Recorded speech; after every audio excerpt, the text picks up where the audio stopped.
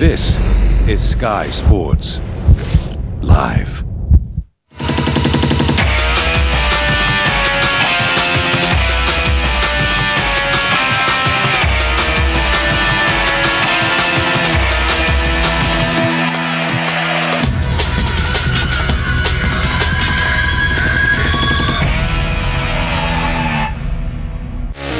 It's IndyCar's annual Canadian road trip, and first of our two-weekend street race scrap is in downtown Toronto.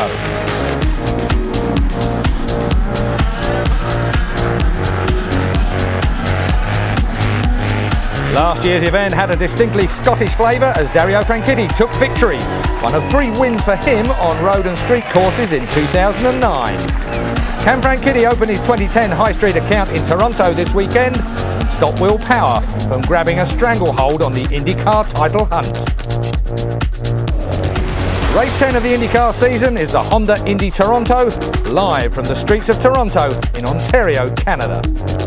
Dario Franchitti made today's race his 3rd win of 5 last year, so the Scotsman will be hoping for his 2nd victory this year after his brilliant Indy 500 triumph back in May. But fellow Brit Justin Wilson is the man on pole today, and he's alongside championship leader Will Power. Franchitti is back on row 3, so as always it's going to be tough. With me to enjoy the action is regular pundit Johnny Molan, and it's very nice to see, of course, the man who's Justin Wilson's teammate, Mike Conway, with us. And nice to see you in such good order, Mike, I must say, at the moment. How are your injuries after that horrendous crash? Yeah, they're well. I mean, healing up well. My back's pretty good now. No, I get no pain from that. And my leg, obviously, out of the cast now, and it's into full rehab, into physios, cryo chamber, as much as I can do to try and get it back up to fitness.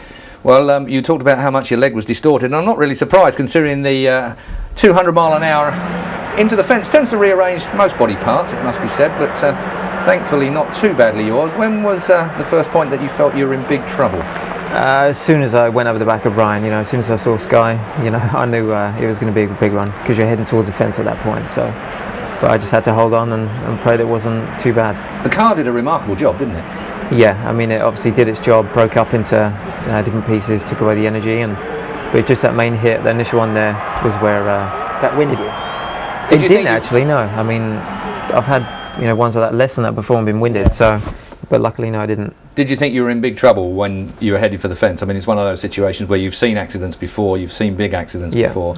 Did you think you were in serious trouble the second you went over the back of the car? Yeah, you see cars hit fences and they don't come off, better than the fence. So, I was lucky enough to get what I did and come away okay. Well, we've seen some quite big ones here on Sky Sports, of course. NASCAR, they've thrown up a few for us. This particular one is one of our, I won't say favourites, but it's Brad Keselowski, who wasn't allowing the 99 of Carl Edwards to get down on the line. This is the final lap and the run to the flag. Ryan Newman was the one that caught the windscreen, but that's a big car to throw at a fence, Mike. Yeah, you can see how well the fence stood up there. The crowd were very lucky not to get any injuries from that. So yeah, it's incredible what they can stand up to. Now, in rehearsal a little bit earlier on, everyone shut their eyes when they saw this one. It is, of course, the Kenny Brack accident. Johnny Molan, this is one that even comparatively with Mike's is horrendous. That is a horrific, and I mean, Kenny was lucky to get away from that alive, but he had Mike was lucky to get away from it without too many serious injuries. Kenny, unfortunately, it took a while for him to really recover at all from that. 210 G, 210 times your body weight was the measurement. Only fractionally we know, but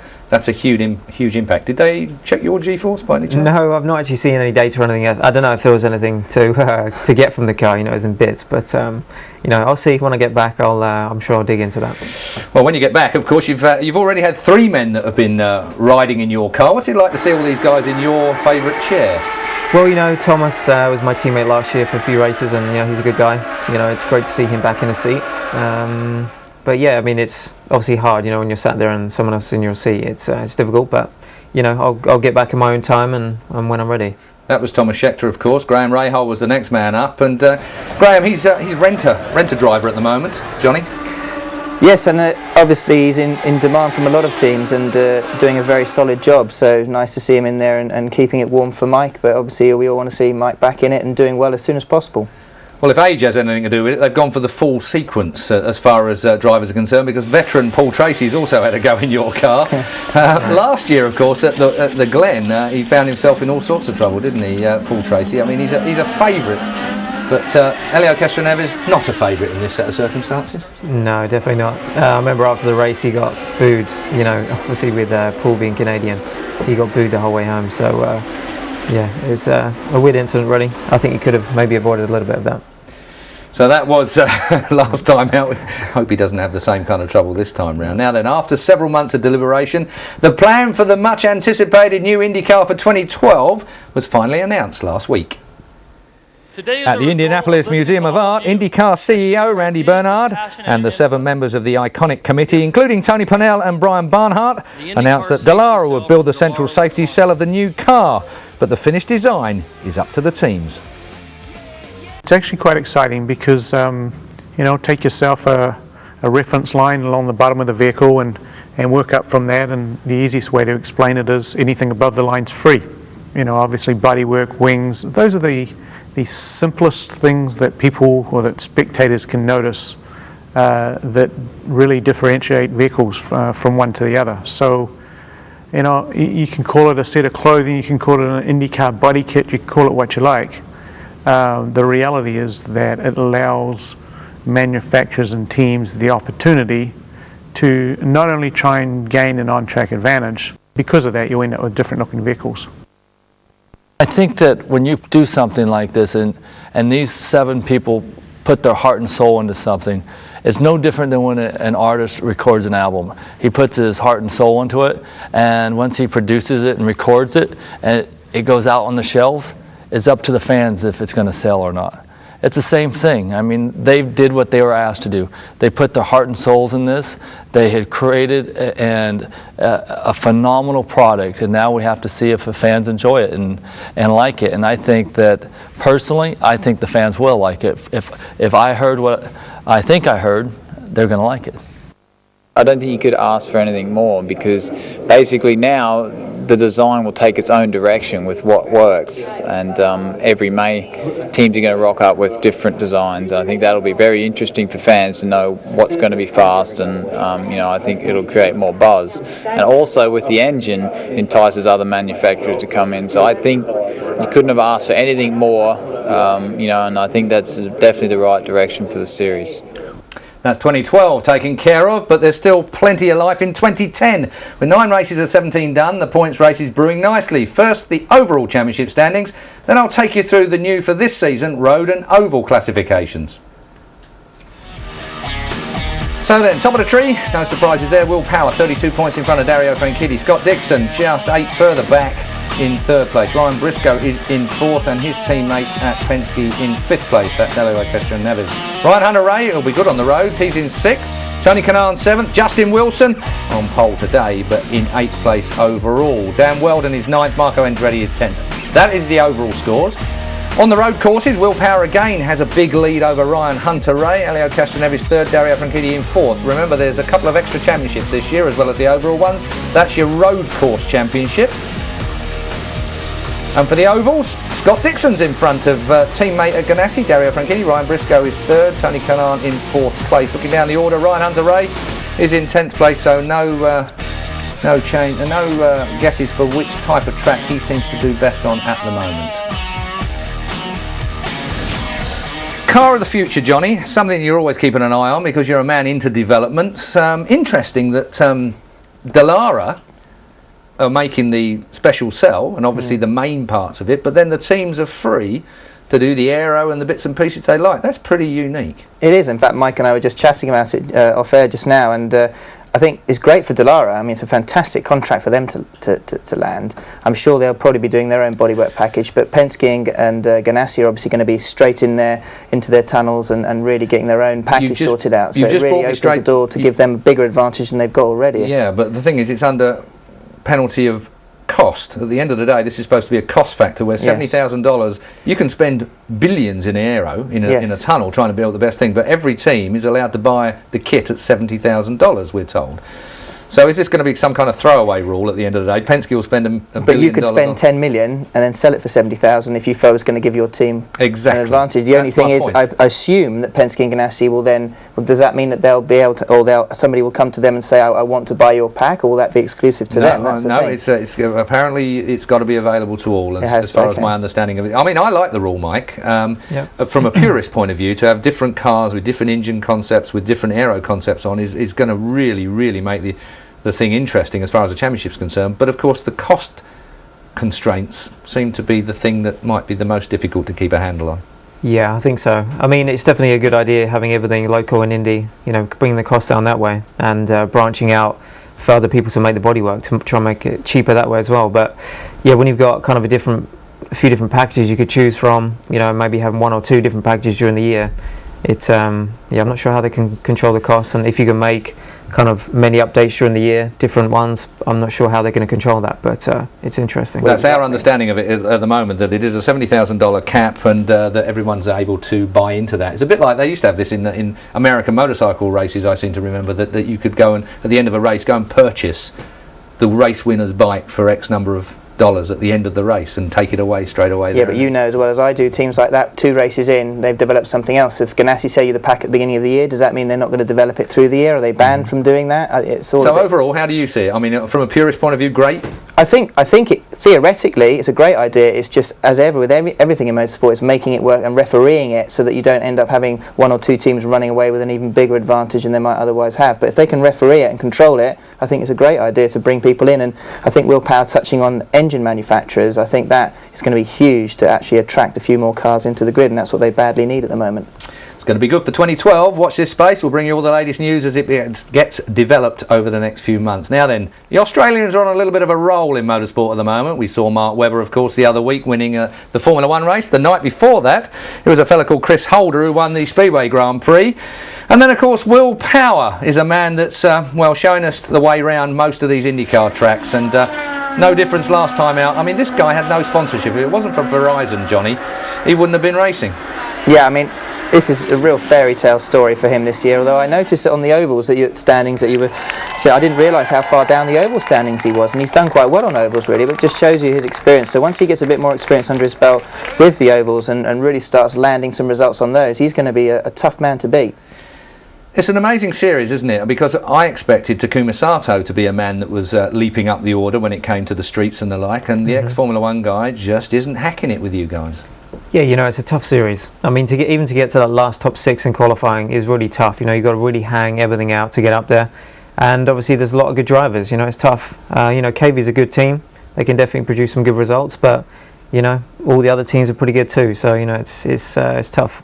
Dreyer and Reinbold, they've obviously come of age over the last, we'll say a year, because it includes your races at the end of last year. You were in some great races towards the end of last year, and of course the beginning of this year. It's a team that's really come on leaps and bounds. I mean, Justin Wilson's first ever pole position for this weekend just shows they seem to have moved even further forward. I mean, how do you view that from where you're sitting in recuperation back here in the UK? Yeah, it's great. They've done a good job. Over the winter they really reconstructed the team. Got a lot of new people in, and you can really see it's working now.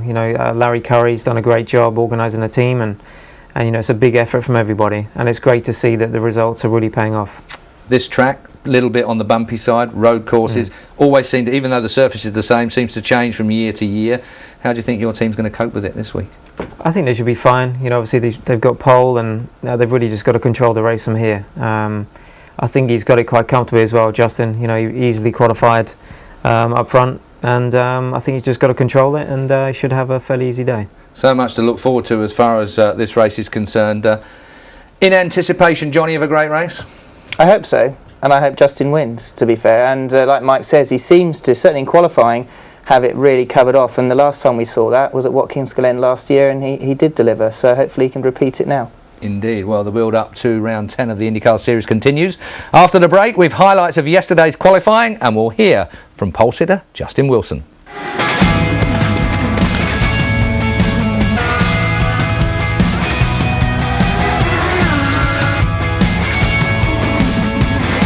It's been one of those weekends. We rolled off the truck and it was pretty good, and we just got better and better. And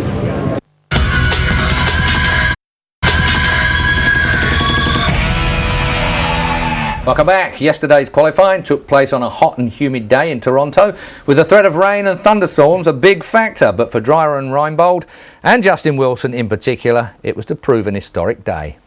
Always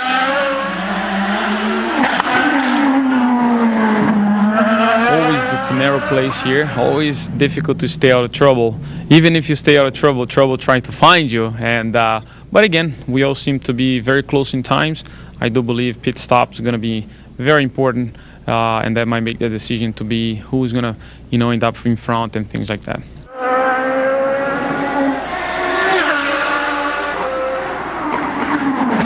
This is where we started last year. I went to the back pretty quickly with the cut tire, but man, I think we're in good shape. I think that we got a good race car. We struggled a bit in practice, and the time came in qualifying. Very happy to be second, and happy for Justin to break the Penske pole streak. That dry Reinbold team and Justin, both deserve to be there. But we need to focus on tomorrow and see if we can get him.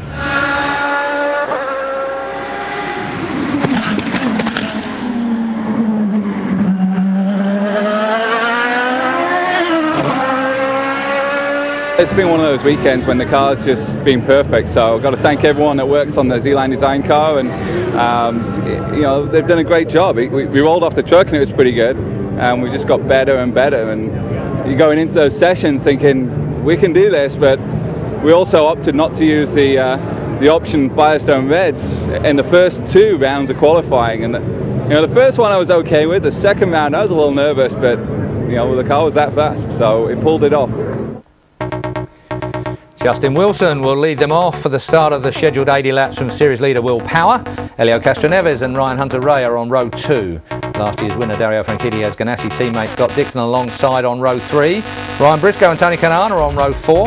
Best of the Canadians, Alex Tagliani, starts beside Marco Andretti on row 5. On row 6, Rafa Matos and Danica Patrick. EJ Vizo and Graham Rahal are on row 7. Dan Weldon has Bertrand Baguette, the best of the rookies, to contend with on row 8. Mario Romancini and Takuma Sato are on row 9. Thomas Scheckter is in Mike Conway's car on row 10 alongside Mario Moraes. Simona Di Silvestro and Hideki Muto are on row 11. The final Brit in the field is Alex Lloyd, with popular Canadian veteran Paul Tracy back on row 12. And at the back, as usual, is Milka Duno, but in good company this week with Vita Mira after being put to the back there. Now then, Justin Wilson certainly found a quick way round in practice and qualifying, and we're going to put his teammate to good use here in the studio. The lap is courtesy of Will Power from last year, but gives us some great insight into what a driver has to contend with. So as we drop down on Toronto and take a close-up Google look at the track from start and finish, the layout, same as last year, Mike. You remember it well. Yeah, we had a good year here last year, but it's very bumpy going into turn 1. Different surface changes. You go from concrete to new tarmac, old tarmac, and the car gets very loose there. No matter how good your car is, it seems to get loose mid to exit. But you've got that really long straight now up into turn 3. Good place to use your push to pass during the race. 170 miles an hour, just about peaking out there and down the bottom. Yeah, braking under the bridge, heavy braking, very, very bumpy, and then you go up into turn 3, and from there it's trying to get on the power as hard as you can, up to this tight, twisty section here, getting very close to the wall. Into turns 4 here, use the curb on the inside, again very bumpy, and into that corner there, that fast one. And then the last section here, very bumpy, under braking for this part here. You can see how much work you guys have to do on the old steering wheel. Yeah, it's not easy around here. A good lap, you have lots of moments. So even speaking to Justin yesterday, his quick lap on the data, he had 2 or 3 big moments. So, he was really hanging it out. Well, it is going to be dry, of course, as it is at the moment. The news from the track at the moment is Dario Franchitti, the Ganassi's team, have had to change an engine, it would seem, at the moment. Now, obviously, they don't have to go to the back, as far as I'm aware, in Indy cars on a street course, so it will be all systems as normal as far as that is concerned. Well, as far as I'm aware, the rule is it's not like Formula 1 where you change a gearbox or an engine, you get docked a certain number of places on the grid. I don't believe that exists in Indy cars, as far as I'm aware.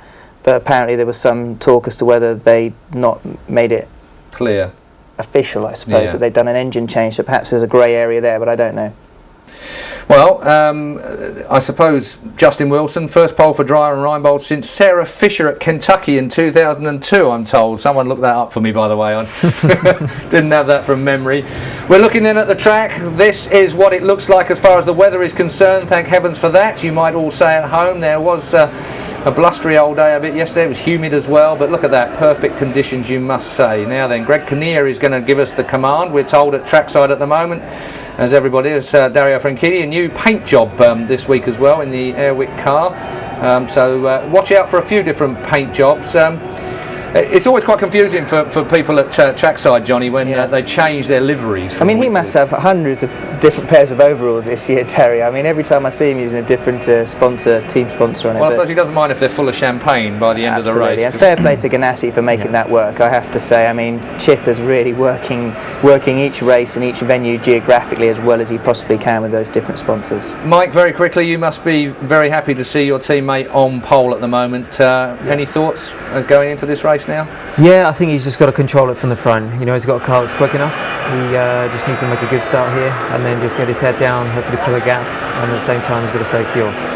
But obviously good luck to Thomas as well. He's a bit further back, but he should be able to come through, I think. In your car, this is the Honda Indy Toronto. Greg Kinnear is going to give us the command today for start your engine. So let's cross to the track now, live.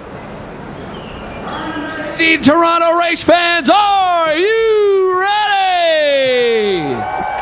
It's time for those most famous words in motorsports. Here to give the command, please welcome our Grand Marshal, Academy Award nominated actor, Greg Kinnear.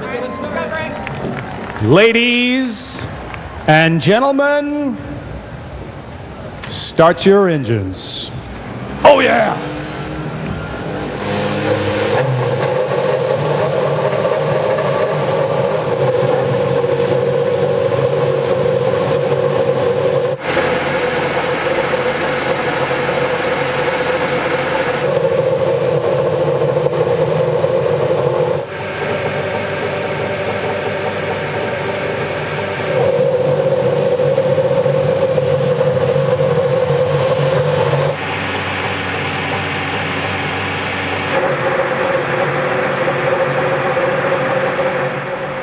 Well, as our colleagues go for a break, the cars warm up, we're going to take a break here in the UK as well. So rejoin us in the Sky Sports studio when we come back for the Toronto IndyCar.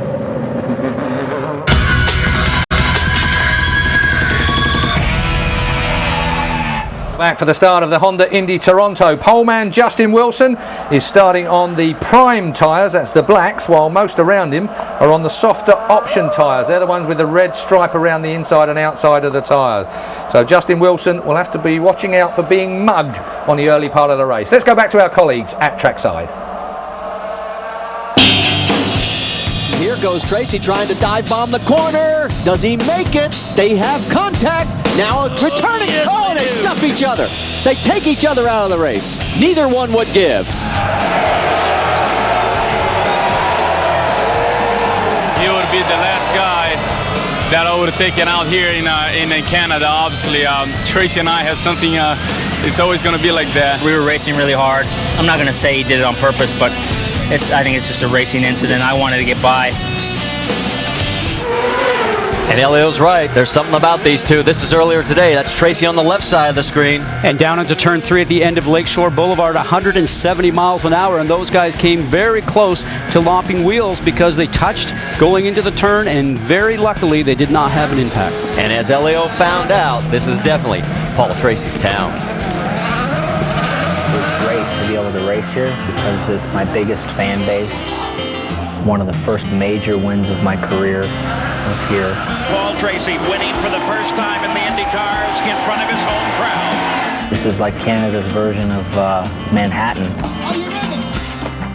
My dad's claim to fame was to paint the CN Tower, so everything that was originally in that painted, top to bottom, was painted by my dad. And then the most significant thing is the outside of the towers is where it's white at the top with the red stripe and black stripe. He was up there painting that, hanging with ropes off the side of it.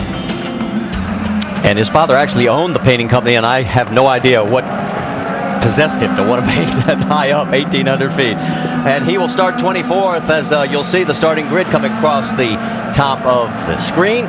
We've also got 6 onboard cameras as we take a look at those. They're on the second of 3 pace laps. Here it is, Dan Weldon, Danica Patrick, Dario Franchitti, Paul Tracy, Marco Andretti, and a great nose cam shot right on the very tip of the front of that 37 of Ryan Hunter-Reay. Let's get the latest update from pit road. First up is Jamie Little.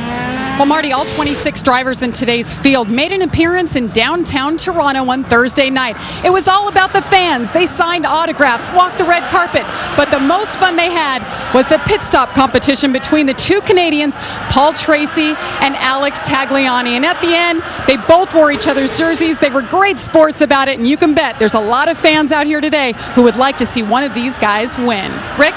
Well, Jamie, it's events like that that make it difficult for a guy like Alex Tagliani to come home. All those fans up there, they want to see tags. As a result, he's got a very hectic schedule because he's one of the Canadians in this race. Another distraction for him today, his regular strategist on the radio, Rob Edwards, isn't going to be here today. As a result, Don Oldenburg's going to be handling the radio duties. It's not a crisis, but it's just a distraction in a very hectic schedule. Vince?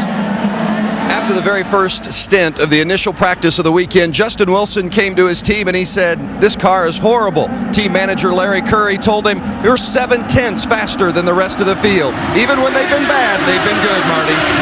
And just as you finish, we go green in the streets of Toronto.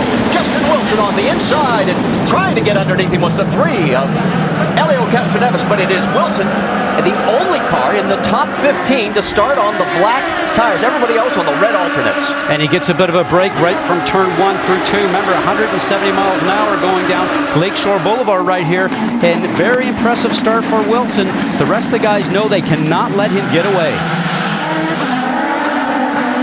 Heading for turns 4, 5, and 6. A real tight section through here. Tony Kanaan on the inside of the 12 of Will Power. He has to give a little way there. He falls back behind.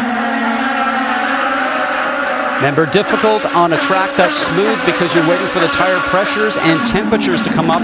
Add the bumpy surface that we have here, along with the different types of pavement and concrete surfaces you have to drive over. It's a very tough first couple of laps here in Toronto. Getting ready to complete lap number 1. We'll give you an update. Vitor Mirror pulled off in turn number 1. We'll try and get an update as quickly as possible. At the end of the first of 85 laps, it is Justin Wilson, Elio Castroneves, Ryan Hunter-Reay, Dario Franchitti's up to 4th. Scott Dixon rounds out your top 5.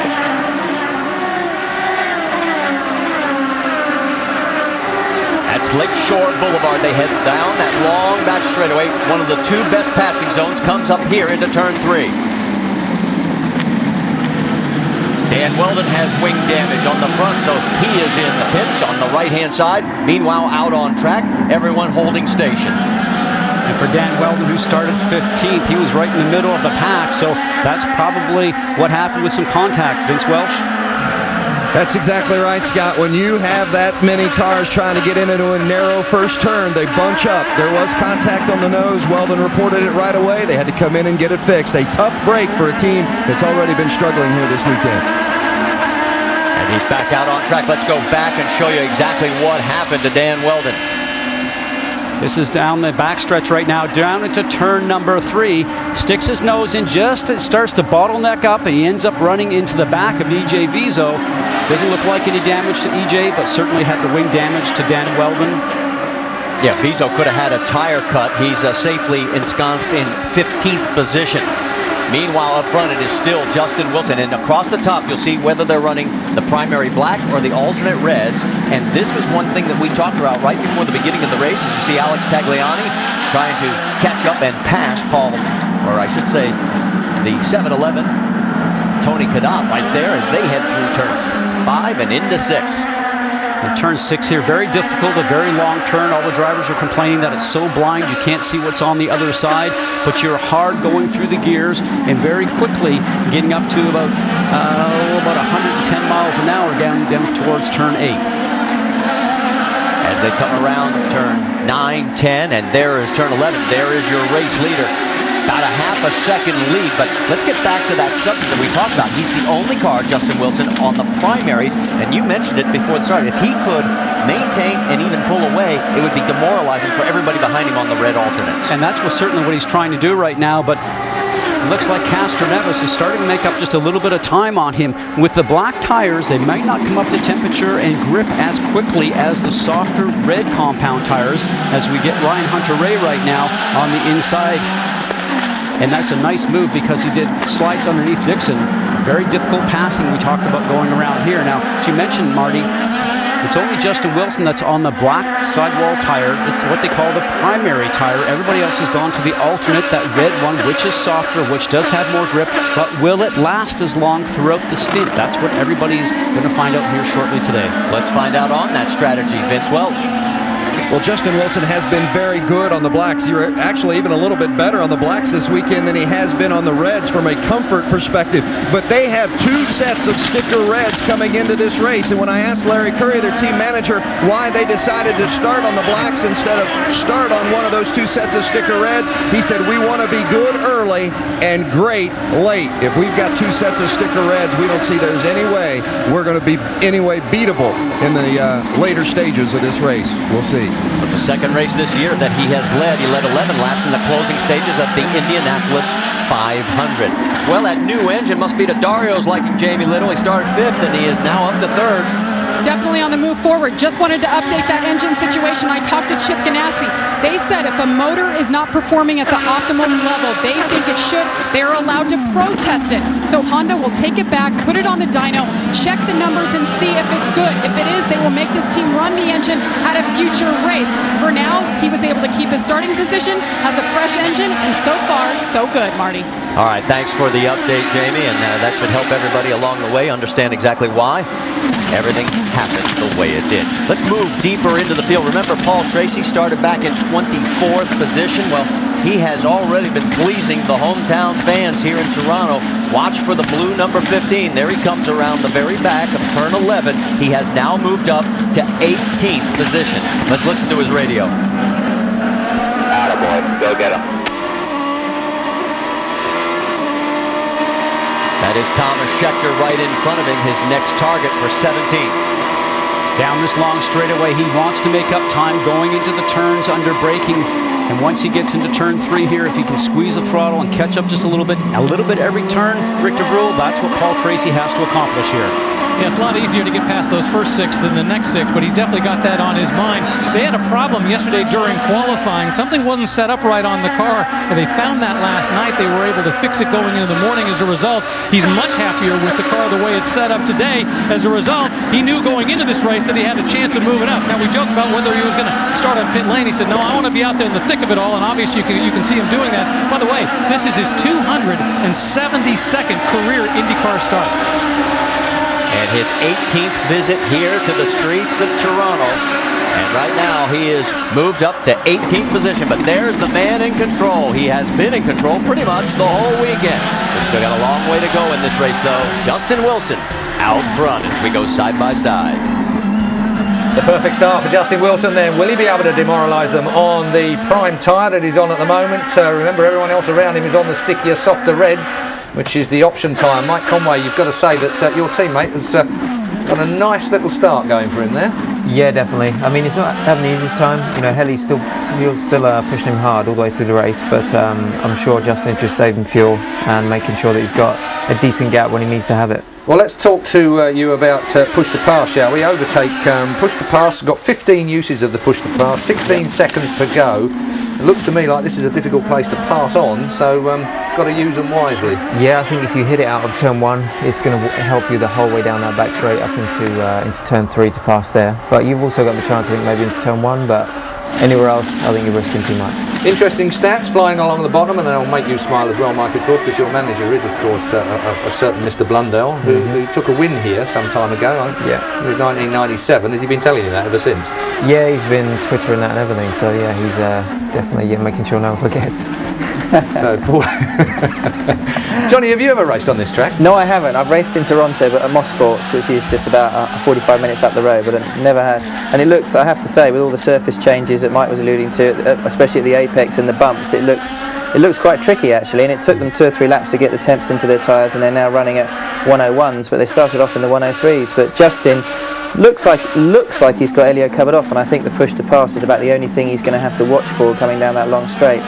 And I apologise if any of you were looking for 80 laps of race distance. That is what we had on our information here. Of course, it is 85, if you can read. We're on lap 9 of 85 now. And out front, of course, is the Z-Line, otherwise in English Z-Line car of Justin Wilson out front at the moment, using that pole position to suit himself just perfectly well. This is live coverage of the Honda Indy Toronto on the streets of Toronto. And Justin Wilson from pole position leads for Great Britain at the moment, and he's on the harder tyre, so let's go back to the track. No changes in the top running order here at the streets of Toronto. Let's take a look at our GoDaddy.com rules of racing. We're going to go 85 laps, and the pit window somewhere between 28 and 32. Push to pass, you have 15 of them this time. They'll last 16 seconds, and then you have a 10-second recharge, and you must complete 2 green flag laps on each of the black primaries and the alternate reds. As we mentioned, everything is holding station through the top portion of the field. Justin Wilson ahead of Elio Castroneves, Dario Franchitti, Ryan Hunter-Reay, Scott Dixon. But further back, we've been watching a great battle. Bertrand Baguette is leading this freight train. He has moved up 4 positions, up to 12th. Right behind him is Rafa Matos, Graham Rahal. They're duking it out for 13th.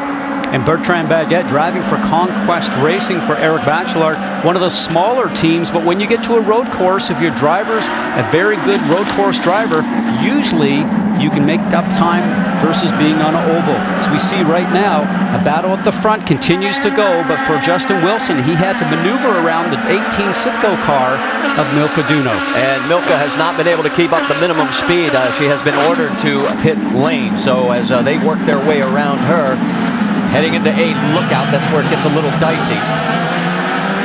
She's got to work her way over now, and she does, as she's trying to make her way to pit lane. Now, I can tell you that all the leaders right there are wishing that she had got that information and that signal a lap before, so they didn't have to take the chance to go around her.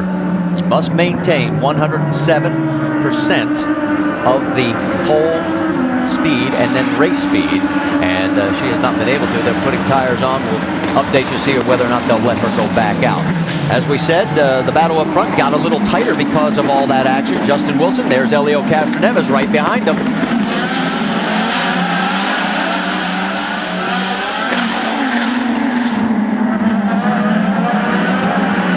Elio's trying to put the pressure on, but so far Justin Wilson's strategy of starting on the primary blacks is working perfectly.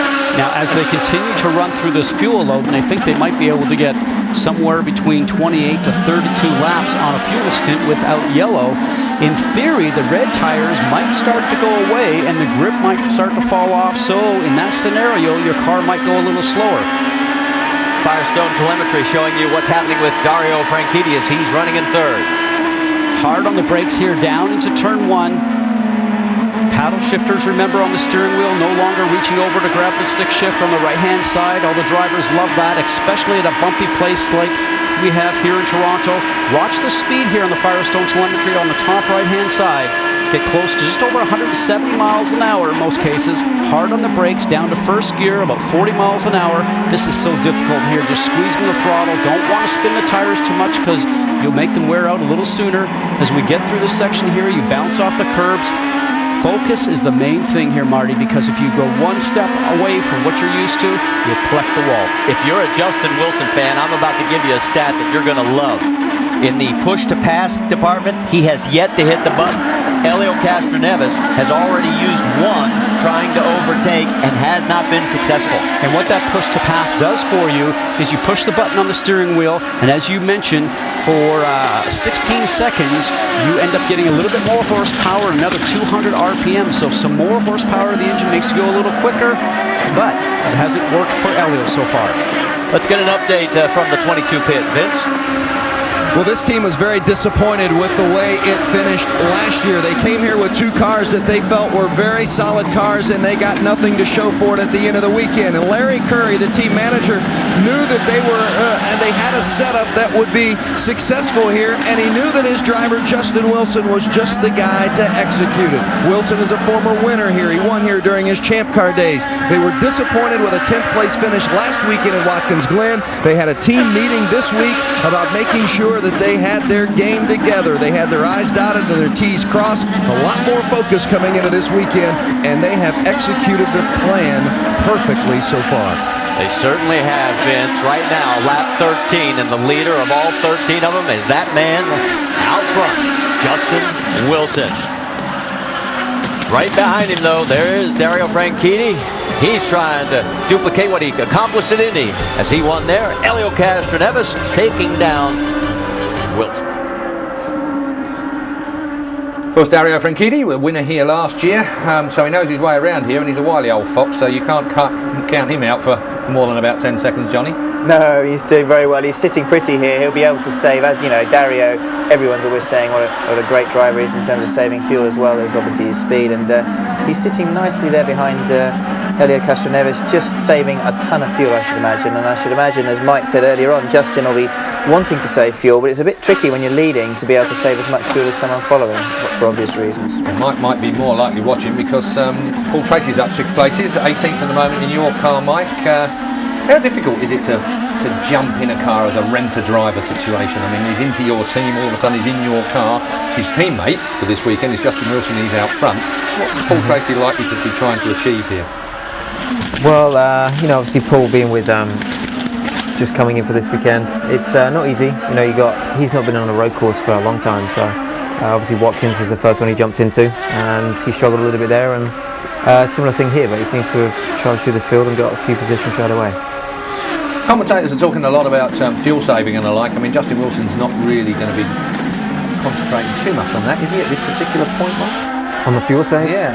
Yeah, I mean, even though you're out front, you're just trying to save as much as you can. You're not so much braking early, you're braking in the same place, but you're lifting early, just trying to make as much fuel save as you can. Every corner, but it's tricky. As Johnny said, into turn 1, you've got that long run then, all the way up to turn 3, and you've got to get a good exit speed, so he's really going to be watching that and making sure Helio's not getting too close. Long way before it settles down yet, Johnny. Obviously, everyone's jockeying for position. A lot of them are on reds still, as far as that soft tyre is concerned. In fact, I'll switch back to you, Mike. When does that red start to go off here? It's the same red as last year. The new black prime is a new one for this week. Yeah, well, normally it really depends, because sometimes you get wrong information. It feels like in qualifying it goes off very quick, and then the warm-up this morning, they said they're still going off fairly quick, but in the race it can change again because you've got the higher fuel loads. There's a bit more grip down from the races before, and you just got to see, but they seem pretty consistent at the moment.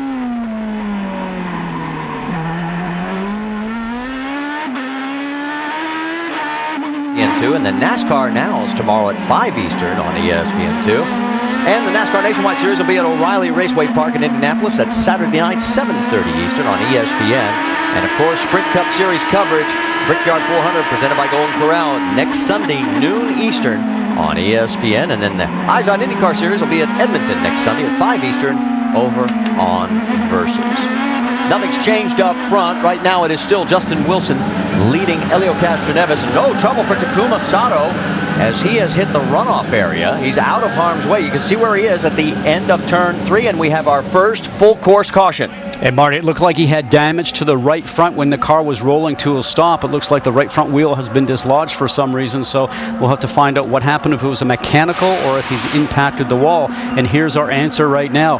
2 cars trying to fit in the same area, and usually that's a bad scenario. And for Takuma Sato right now, he ends up being taken out. And that's both KV Racing teammates right there. That's not going to go over well, because that is now the 19th incident of contact involving this team this year. To give you an idea, Dreyer Reinbold said they had a bad year last year with 15 for the entire season, and it will be the 6th DNF alone here in the 10th race for Takuma Sato as we have our first full course caution. And this is on the cusp of being inside the window. Everybody was talking about lap 18. We're on lap 16. Well, and everybody's going to take advantage of that. They will come in. They will put on tires, obviously, and some fuel. And track position is so important here. So watch for some pressure on the pit crew right now to get the work completed as quickly as possible to get their driver out ahead of everybody else. As you can see, they'll make another lap as pit lane has not yet been opened. You know, when Justin Wilson won back here in 2005, he only led the final 10 laps. Well, today he's not only led the first 10, he's led the first 17. But he's hoping that it will be the same result. And for me, I'm going to be very interested to see if he goes ahead and puts another set of black tires on, or if he goes ahead and puts a set of red tires on, because reds aren't always the fastest tires. Sometimes you can put that red tire on your car and it changes the balance and the handling of the car, and some drivers prefer the original standard black tires. And that's what Vince was saying in his report, that Justin said he really likes the performance of the black, but do you want to then button yourself into a hole where you have to put the reds on as your final set? Well, as the rule is, you do have to put that brand new set of red alternate tires on at least for 2 laps. So team decision, we'll have to find out what they go with here shortly. Well, we may get our answer in the not too distant future. They're now down into the turn 3 section and get a good look at everybody as they come through. Great paint job. And you ought to see the reaction of the young kids around that 77 of Alex Tagliani, the Hot Wheels machine. They're going to sell a few of those when that comes out in September on the collector car circuit.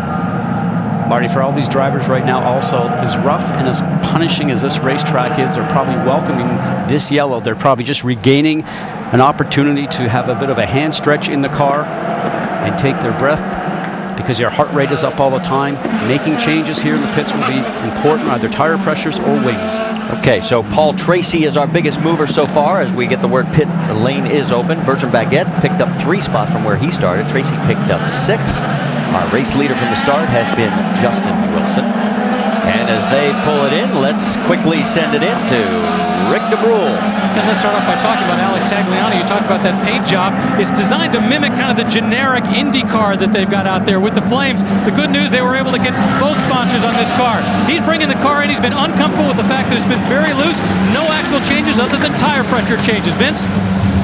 Justin Wilson in the 22, earning the pole position was a huge boost for him. They've gone to the sticker reds. Jamie?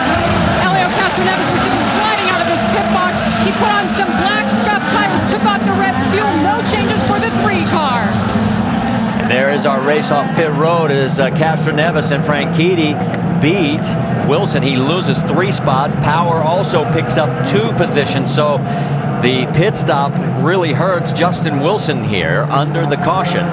As you get to look at Paul Tracy as he stayed out, and so did, it looked like, the 14 right there of Vitor Meira. So we'll find out what this folds or unfolds as far as strategy when we come back as we go side by side.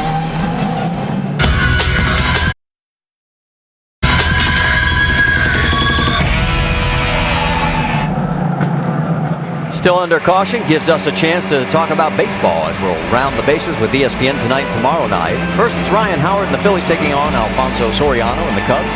ESPN Sunday Night Baseball at 8 Eastern. And then on ESPN's Monday Night Baseball at 7 Eastern, the Phillies head to St. Louis to face Albert Pujols and the Cardinals. Both games available on ESPN3.com.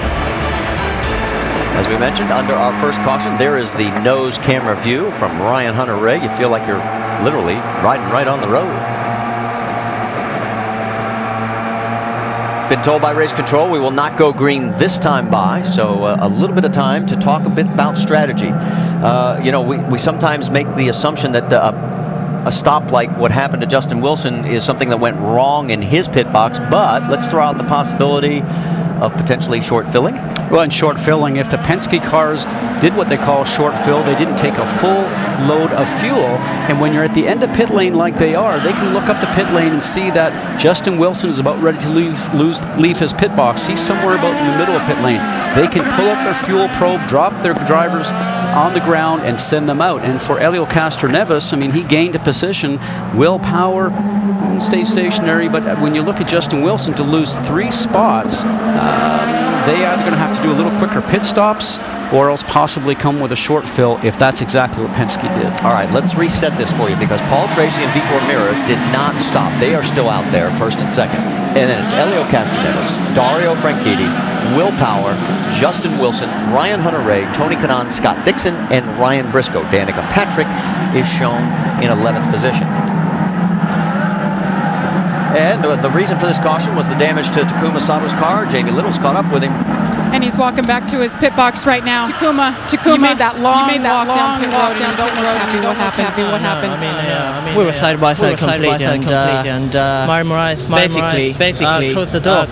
We were, completely side by side. Absolutely no point in shut the door like that. I had nowhere to go because already the wheel inside like this, and I had nowhere to go. Thank you for your time. Takuma Sato is out early. Marty. Yeah, it's going to be a fun team meeting at the end of the day. Takuma obviously not happy as we get ready to go back to green flag racing through turn 11. Here comes your leader, Paul Tracy, and the Canadian fans are standing in the front grandstand cheering on their local hero. You could see he drove it in very hard down into turn 1. The back end of the car almost started to slide around a little bit. Remember, he did not come in for the pit lane. His tires might be a little warmer than the ones that have fresh tires on there, but for Paul Tracy, he's going to have to pedal that thing extra hard, as right now, Power's going to... Contact! Look out! Castroneves has contact with Vitor Meira, and he is hard into the tire barrier at turn 3. This is about the same location where he started his contact last year, as there is Tim Cindric looking on the monitor. And that was somewhat similar to what happened last weekend at Watkins Glen with Dixon trying to go around Castroneves. Unfortunately, it was Castroneves on the backside this time. You have to time those passes correctly so you don't end up getting your front wing into the rear of the car that you're trying to pass. The Halmaltro safety crew on the scene, and they're checking on Elio, making sure that he is okay.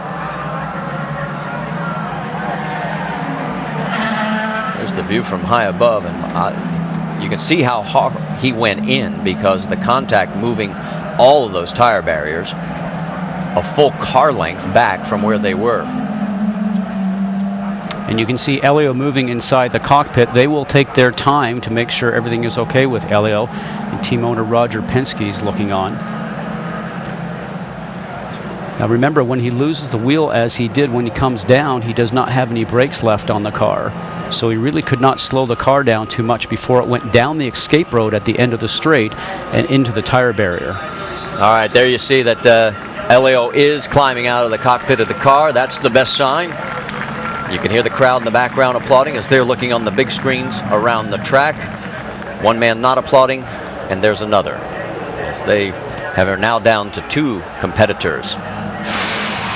All right, check the left side of your screen. Yeah, because we had 2 situations going here. Both the Penske cars are trying to make a pass on the cars in front, and just see how close that was. He just caught the back end of Vitor Meira's car, took off the wheel. Like I said, the brakes are no longer working. He is slowing the speed somewhat, but when you go into the tire barrier, it's still an impact. You're right. If you take a look at last week's race where Scott Dixon, he clipped, it wasn't as severe a damage. They cut tire and also had wing damage, but nobody got launched like this. Yeah, and a moment before that happened, we were watching Will Power trying to go around Dario Franchitti. So both the Penske cars were trying to make a major pass at the end of the straightaway. So our second caution, as we have now completed the 22 of 85 laps, and you can see that the crews are getting the damaged vehicle out, and Elio is inside that safety vehicle. He'll make the mandatory trip to the infield care center. We'll get an update on his condition as soon as we can. And for Paul Tracy, he likes to see this yellow right now because he gets to conserve a little bit of fuel, and if things work out his way, he's going to try and maybe just get it done in one more stop. Well, and this definitely puts him within his window for one more stop now at lap 23, based on what we've heard calculation-wise, correct? Well, he has... Well, I'll tell you what, we'll delve further into that possibility as we will take a break, and we're under our second caution here with just 23 laps complete of 85. And as our colleagues settle themselves down in the commentary position for the second caution of the day, lap 22, Helio tripping over the back of Vita Mira. We're going to take another look at it now so that Mike Conway in particular, as he knows this track so well, gives us a little bit of a viewpoint on this. He was, trying to find his way around the outside. Yeah, he just left it a bit too late. Moved to the left just too late. He was already in the braking area at that point. And there was no need really to rush to overtake him because these guys were on a different strategy and they were going to have to pit in the next few laps anyway. So really, I think, bit of a silly mistake. Could have definitely cost them the win there, I think. Johnny, a little bit impatient considering we're only on lap 22 of the 85. Yeah, I don't know what he was thinking. Maybe he was looking at something on his dash or something, because I don't understand that. It wasn't like Vitor Mera could even be accused of squeezing him. I mean, he was over on the right-hand side, didn't change line at all. Elio could have been right over on the left-hand side there and had a nice break to maybe even cut down the inside and cut across him on the exit there. And exactly the same that happened to Takuma Sato in terms of ending up in the same tyre wall. And again, just as we're talking about Takuma Sato, let's talk about that for a brief moment as well, because that was at caution number 1. Takuma Sato fell over the side of again. I mean, your view on that, Johnny?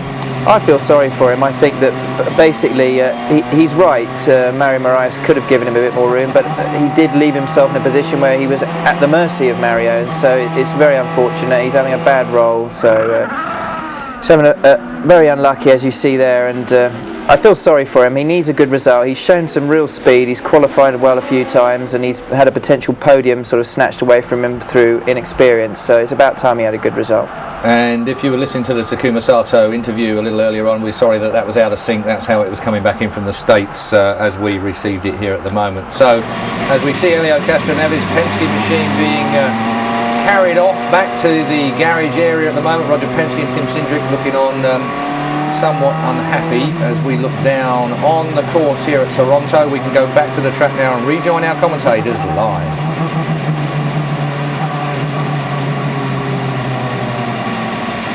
Back here at Toronto, earlier this morning, the Firestone Indy Lights had their race, and J.K. Vernet, for the 4th time this year in 7 races, held off Dan Clark and the rest of the field to pick up the win. As you can see, the top 5. Congratulations to J.K. Vernet and the Sam Schmidt team as they win again here at Toronto. Under caution because of Helio Castroneves' incident, he has caught up, or I should say Jamie Little has caught up with him. Well, the good news for Elio, he walked himself and bypassed the medical center. Elio, what happened? Well, certainly Carlos fantastic. Oh my goodness! We had a supercar today, and I guess new tires were giving me a great confidence to brake, and I think Vitor, when you're running back there, you brake a little early, and I was not expecting him braking that early. I was using the push to pass, trying to go inside, but when he closed it in, I said I'm going to go outside, but I was not expecting him braking that early, and obviously ended up clipping my right front tire, and race is over for us. So if you can see it tuck in inside, like, okay, he's going to give this, not going to give, I'm going to go outside, but when he brakes so early, I'm like, wow, I did not expect. It's like suddenly the guy stopped in front of you, but you know, I can't believe it. This place is love and hate. I love this place. Every year we actually fast, but unfortunately we always have a DNF. So well, let's go thinking about next year. Hopefully not have a DNF. Hey, on the bright side, last year it was boozed by the fans. This year you took the lead and they all applauded. That's right. Hey, Bulls. Well, both of them were DNF. I want to change it next year. Elio's talking about DNF. 5 of the last 6 races here, he has DNF'd, Marty. It's his 2nd DNF of the season. He came into the race 5th in points, 22 ahead of Ryan Hunter-Reay. Ryan will have to finish in the top 3 to overtake Elio today in the points championship. All right, let's reset it for you. Paul Tracy stayed out. Vitor Mira stayed out. Dario Franchitti is 3rd. Will Power 4th. Justin Wilson rounds out your top 5. You saw on side-by-side, Mario Romancini was really the only taker on pit lane as far as this last caution as we're getting ready to go back to green flag racing. Paul Tracy again in front of the hometown fans. Brings them around as we get ready to work on lap number 26. And we are back to green flag racing here in the streets of Toronto. Now for Paul Tracy and Vitor Mira, who's aboard the ABC machine. Both those guys are running on tires that are well used from third place on backwards. Dario and Franchitti, they all have pit and have those fresh tires. So theoretically, they should be quicker. And right now, Alex Lloyd with his rear wing and rear suspension off, Marty. So he has a crash, and it looked like it was one of Eric Bachelot's cars that was also involved, and you can see exactly where that is, right down at turn number 1.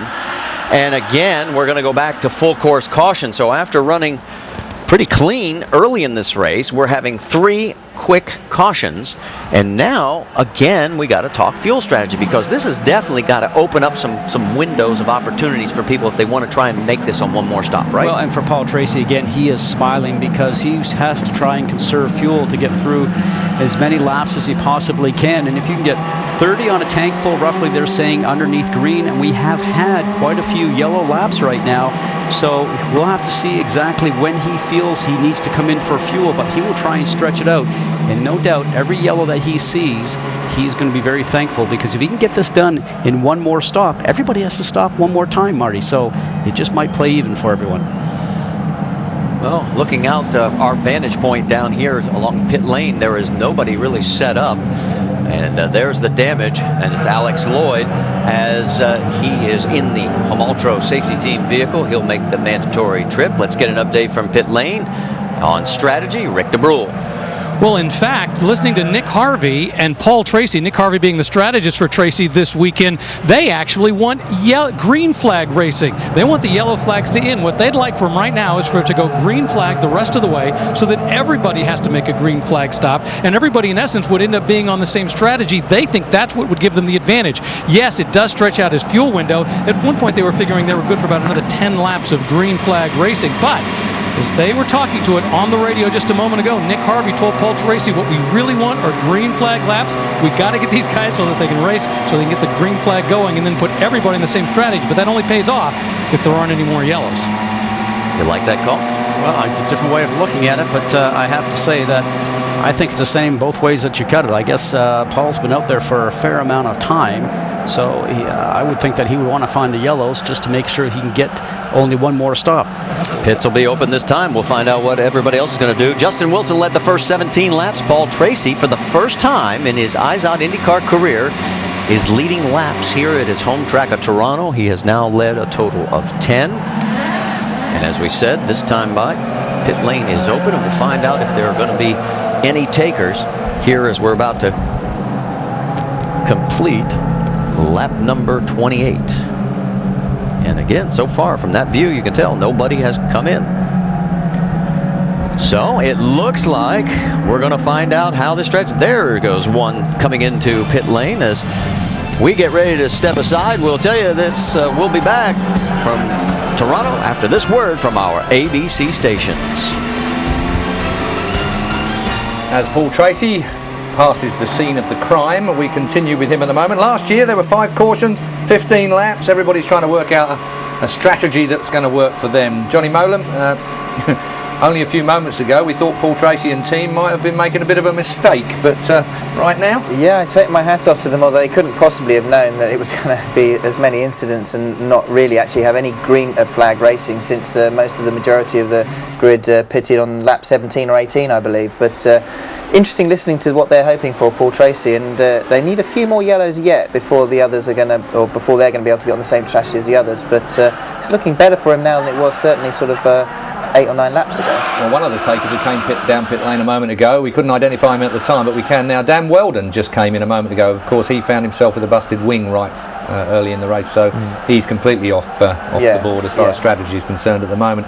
Alex Lloyd is the man, of course, that caused this stoppage, our third caution on lap 27 at the moment.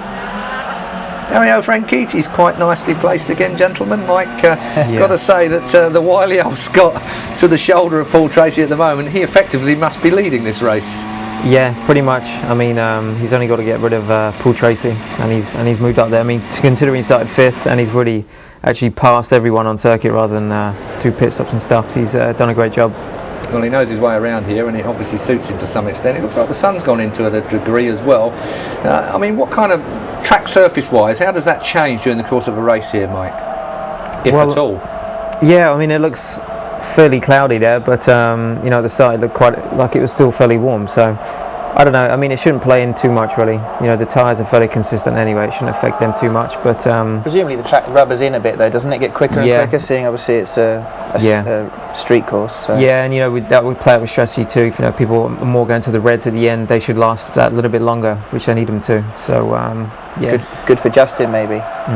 Alex Lloyd, his car is still being stretchered away from the turn as it is at the moment while we remain under caution here. It's our third caution of the afternoon in the Honda Indy Toronto, and we're looking out across the bay. I mean, it's a lovely place to be, I suppose, but right now the racing is just becoming slightly frustrating, and it's the strategists up on the top of the wall that are doing the work and trying to work out what's best for their men. Let's go back to the track and find out if our crew on the ground have anything else for us. Still under our third caution here on the streets of Toronto, and lost in the shuffle of the crash involving Alex Lloyd right before the yellow. Take a look and watch what happens. Dario Franchitti, that's Vitor Meira right in the middle of this sandwich. And then Elio talked about how early Vitor Meira was braking going down that long back straightaway into turn 3, and we saw that there, that he's on the brakes a lot earlier than everyone else, and they can get some passes completed. And that was Dario Franchitti, and also there Will Power making a pass. That's a very difficult place to get around, and he moves into third. Franchitti now into second behind Paul Tracy. Here's another view. And for right now for Vitor Meira, he's lucky he didn't get hit in the back and sort of sent down the escape road. Will Power did a great job on making sure he didn't do that to him. And there is the pass. I can't remember the last time we saw in 2 years a pass there in turn 5. Oh, and I've been around this track numerous times. It's very difficult. And when you come off a restart, you hope that your car has grip. And if your car's not working for you, and I have to say right now, Vitor's car probably does not have as much grip as a leader, so that's why they didn't get that pass completed. All right, let's talk a little bit more strategy involving Paul Tracy. Rick DeBrule. Yeah, sitting here with Nick Hargis. Let's talk about what the plan is. You were saying you really want as many green flag laps, and yet why not yellow? Hopefully do it on just one stop. Well, if we can stretch the field, I mean, we were further down in the field, so we had to go off strategy with what the leaders are doing to make it work. Now we need a green flag so we can stretch the field out, so when we pit, we don't come out of the back again. You come in midfield. Right now, we just hope it stays green a long time, so when we pit under green, so do the leaders when they have to pit again. Then it'll all cycle out and work out. Well, let's talk about tire status. I mean, those tires have been on there a long time. How are they doing? Well, I'd prefer to have new ones. But he's keeping them under there. We've got a little bit of push in the car, but he's dealing with it really well. And the good news is they're hot, and it's PT in Toronto, so I'll take that every time. All right, so they're confident about their man up there. They just need a little luck to make it all work, Marty. All right, thank you, Rick. And of course, Paul Tracy racing in front of his hometown. We talked to him. For me, it's the biggest race of the year for me. Obviously, there's always been a lot of pressure from not only myself. There's nobody that puts any more pressure than I put on myself to do well here. But there's always a lot of media pressure to do well, the hometown guys to do well. And as we get ready to come back to racing, here we go through turn number 11. Green flag flies, and Paul Tracy leads the field.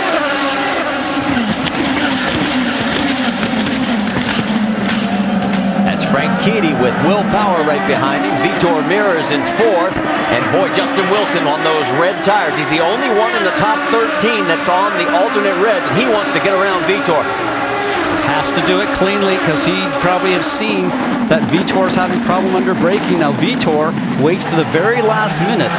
Pass for the lead, as you saw Dario Franchitti get around Paul Tracy. So that'll be our third different leader. Here's Will Power right on the back wing of the 15. Going another crash. It looks like the 34 is in. That's Mario Romancini. He had just taken a pit stop on this last caution, and there he is. It's local, but unless they get him refired, they are going to have to bring out the full course caution once again. Race leader Dario Franchitti coming to start finish right now. Oh, this is going to turn into a full course caution with the safety vehicle out there at the end of the straightaway. Have to. And it just flies, so now we have our fourth full course caution here at Toronto. So Boy, after a very good opening stretch of laps, we have now had 12 full laps of caution. Here's the replay. Congestion again, going down here into turn 3. And once again, if you can believe, in this scenario for KV Racing is not having a whole lot of luck here, because Mario Moraes is going to come down here and just sort of push everyone around and cause this collision. Moraes able to keep going. Dan Weldon's able to stay out of the fray, but unfortunately for Romancini, the wheel's off and he's climbing out. And they always say that yellows breed yellows, and I'm going to go against the thinking here. I guess if I am Paul Tracy right now and I'm up here and running, if I can just get a lot more yellows and then still everybody has to have one stop, at least I'm still at the front of the grid. Maybe both strategies will work. Well, we're going to find out as this continues to unfold. Hopefully, we're going to get some more green flag racing here on the streets of Toronto. It's been a yellow fest for about the last 13. We're going side by side.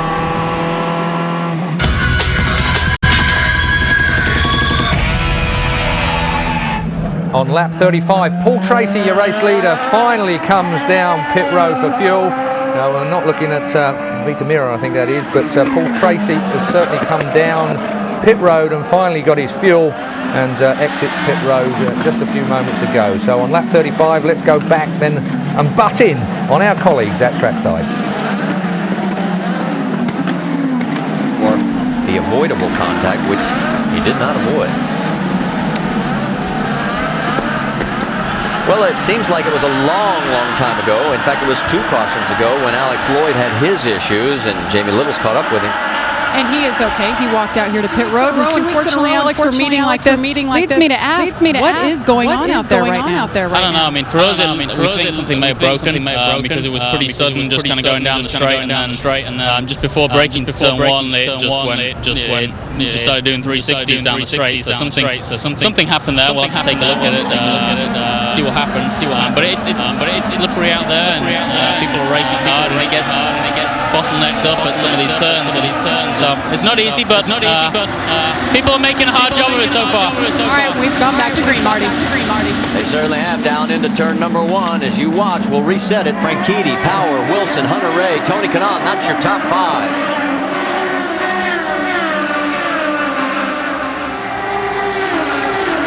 Will we survive turn 3?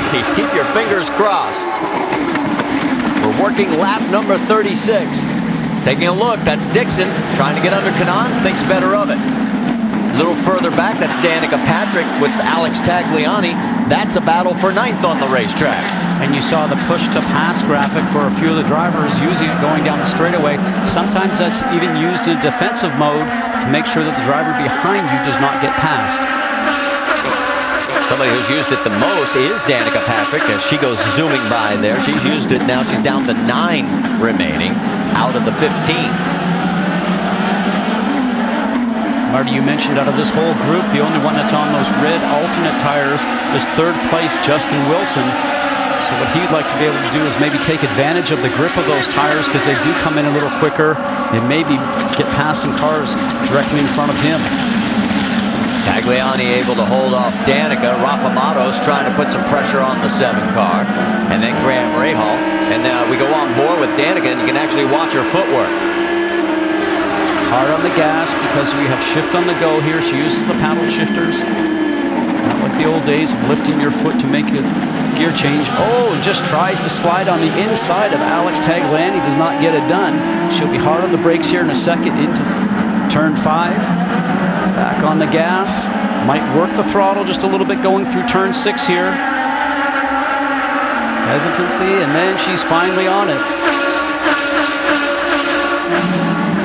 As you can see going down through the gears now, down to 2nd gear. See how slow some of these turns are. You want to get your foot on the gas as quickly as possible to get that acceleration out of the turn. You see that turn there is not very good for her, turn 10 and 11, so she had made a bottleneck of everybody there in turn 10, Vince Welsh.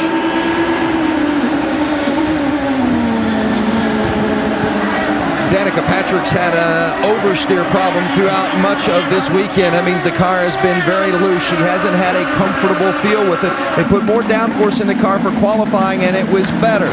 Took the downforce back out for the morning warm-up. It was loose again. So they put about 3/4 amount of that downforce back in the car today. She says it's much more manageable here in the race. They did give her a little front wing because of some understeer in that first stop, but otherwise a pretty comfortable car, at least in regards to how it's been throughout the course of the weekend for Danica. And as you finish up, Vince, we were watching some great action going on between Tony Kanaan and Scott Dixon, and they gave each other enough space. No collision, but boy, Dixon trying to just get past the 11 of Tony Kanaan, and Kanaan's making it as difficult as possible. And a lot of respect between those two drivers there, because maybe other drivers without as much experience could have caused a collision there right in the center of turn 3. While all this is going on, remember we told you about Paul Tracy as he came in for a pit stop. He is now in 17th position, 15 seconds behind the race lead. Now, we've also just heard from race control that the 11 of Tony Kanaan has been warned about his race line in the driver's meeting. They were talking about where you had to be, and he does move over this time. And now the 9 of Scott Dixon makes the pass. And under braking, a nice, smooth, clean pass, and Dixon set him up perfectly. But what they were saying is that the 11 car of Tony Kanaan was not moving over to set himself up for the entry to turn 3 as early as he would if he was driving by himself. A bit of a defensive line there by Tony Kanaan. So Dixon's now 5th, bumped Kanaan back to 6th. Our race leader is Dario Franchitti. He's our 3rd different leader here today as we have completed 38 of 85 laps. Stay with us. We're going to go side by side. Getting a bit tense out on the track of Toronto then as Dario Franchitti in yet another livery. You heard us talking about that earlier on in the show. Change of paint scheme, same old Dario, wily as ever, out front now, perfectly placed. But Johnny Molan, if I can come to you first, Tony Kanaan being warned to make a bit of room for other drivers. Yeah, for Scott Dixon there, yeah. I think I think they're maybe getting a bit upset, the organisers, with the number of yellows that are going on, and they just don't want another one. They want the spectators that have come and paid to come here to actually see some proper green flag racing. But he was tough but fair. I don't think there was anything there particularly untoward against Scott Dixon. I don't think Scott will be that bothered, and he managed to make it stick a couple of laps later. But Dario up front, you know, like you said before, looking really useful, probably saving fuel like mad. Justin Wilson's managed to get back up into 3rd place. He's still actually got the fastest lap of the race at this point. He's on the reds, I believe. The others around him are on blacks. So interesting to see with this. I think this race win will probably come down between Dario and Will Power in the pits as to who can do the fastest pit stop at the next change. That's the thing where Dario is particularly clever, isn't he, at reading the entire race as far as fuel is concerned. He just keeps his cool, Keith. I mean, at the end of the day, he's very experienced. He keeps calm. He's quick. He's quick enough to do what he needs to do, but he doesn't take unnecessary risks. He knows when to push and when not to push, and it shows every time. OK, they're the favourites perhaps. Ryan Hunter-Reay, though, pretty good on a street-type circuit, Mike, and well placed at the moment. Yeah, you know, he's taken a win already for Andretti Autosport, and yeah, he's still in the mix, but not quite keeping up with the guys in front of him. You know, you've still got Justin's able to keep away from him there, but you know, anyone's in for the shout, I think, at the moment.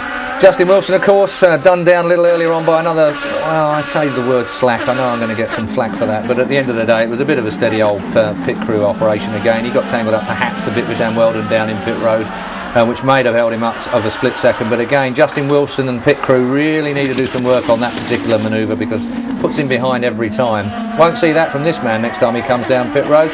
Let's go back.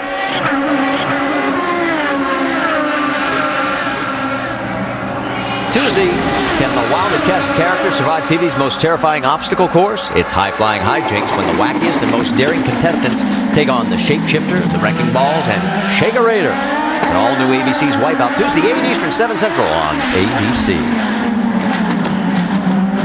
Caution a few laps ago as you watch the racers up front on the lead, Dario Franchitti and Will Power. That was Mario Romancini who was involved in that, and Romancini is with Jamie Little. He's standing here, but you're pretty fired up at Mario Moraes. What led to the contact? I don't know what happened. I don't know what was he thinking, because we were like 5 cars. He was 5 cars behind me. I even had Weldon between me and him, and I think he missed his brakes and just took me out. So it's a shame. I'm really sorry for for the guys. We had a problem on the first pit stop, so we went to the back. But the car was pretty good, so I think we had a good opportunity to move up. But it's part of racing. I mean, now we have to think about the next one, and hopefully it will be better.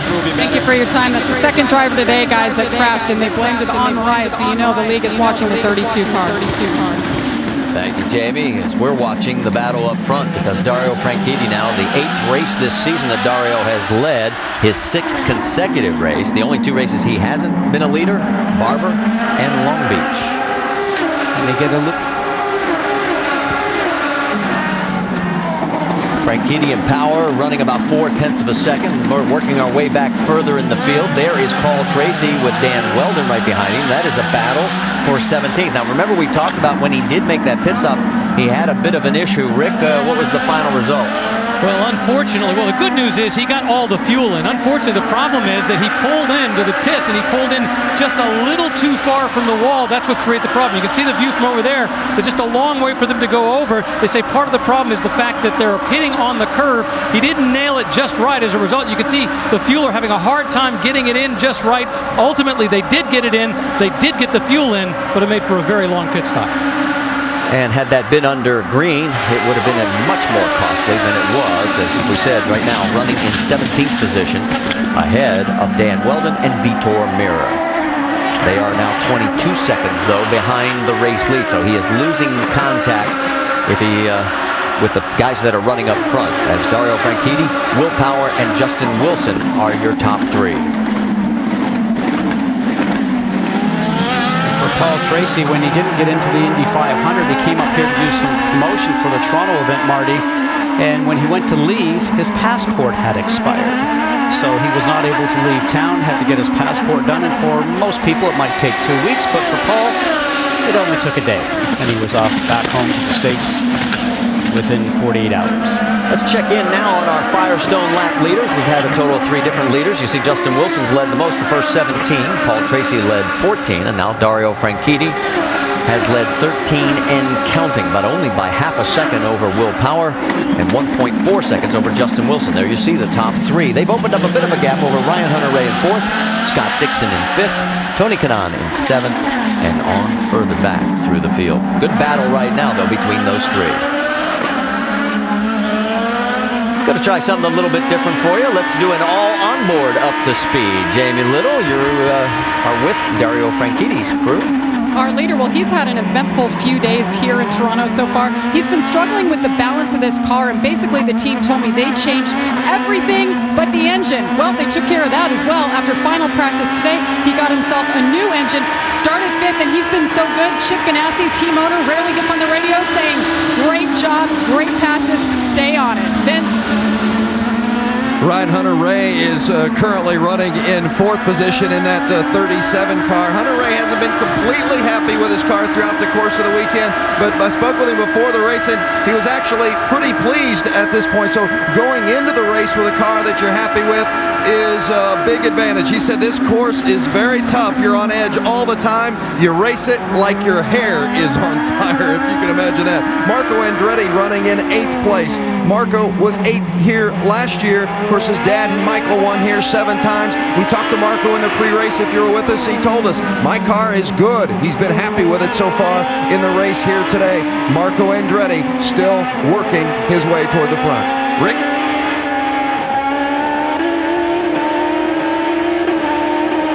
Danica Patrick. We're going to stick with Danica. Go ahead, Vince. Going to stick with Danica Patrick, and Danica also, they put in a turn of front wing in her car earlier today in that first pit stop to correct a little bit of an understeer issue, which has been different than what she's been dealing with throughout the course of the weekend. Her car's been loose most of the time. You know, she wants to be able to have a car she can drive, a car she can feel, not to fight it. And much of this season, she hasn't had that confident feel with the car. These road courses, these tough street courses aren't her best layout, but she's had a pretty solid run so far here today, Rick. Well, let's talk about Paul Tracy. What an up and down weekend he's had. Slow out of the box, all kinds of problems. They discovered that problem after qualifying, were able to fix it. Then on that alternate fuel strategy, they were running up front, and then they came in, had the problem with the pit stop. As a result, it's kind of been up and down. The good news is no matter what happens, they're raising a lot of money for Make-A-Wish in Canada on his driver's suit.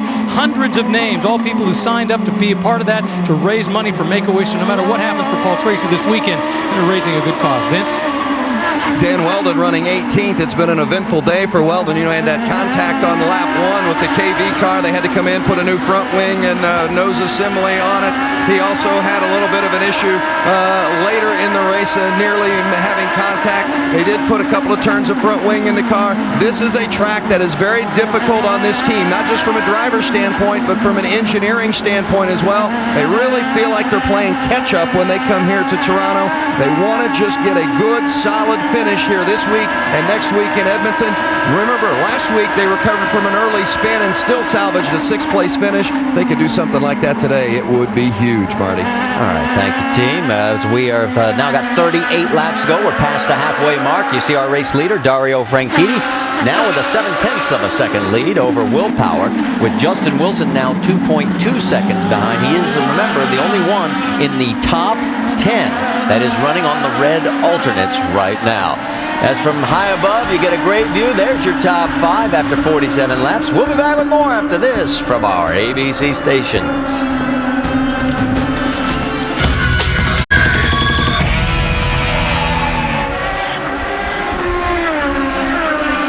Round the bases with ESPN tonight and tomorrow night. First, we've got the Phillies taking on the Cubs on ESPN Sunday Night Baseball at 8 Eastern. Then on Monday, it is at 7 Eastern, the Phillies.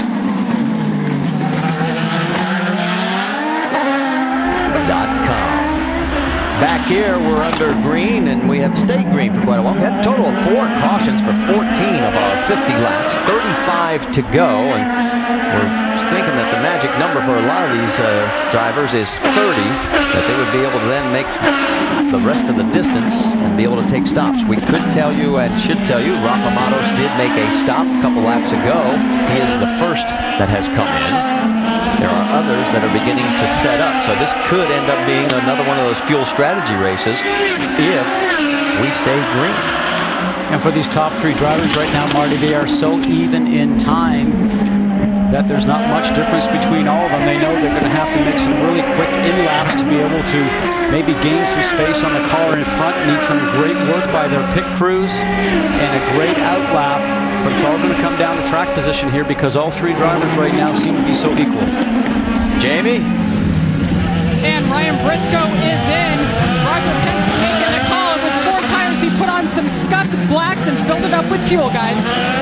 So Briscoe, the first of Team Penske's 2 remaining cars to break off the chase. That was also Alex Tagliani that you saw. Another one of the KV racing machines as well was in. That was EJ Viso. So they have made their stops.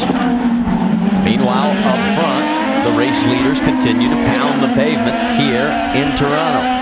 Franchitti is now a 7/10 of a second lead over Willpower. Vitor Meira coming out of pit lane. Now for Dario Franchitti, he sees that he's coming down into turn 1. He hopes that he can clear Vitor by the time he gets himself going into turn 3 at the end of the straightaway.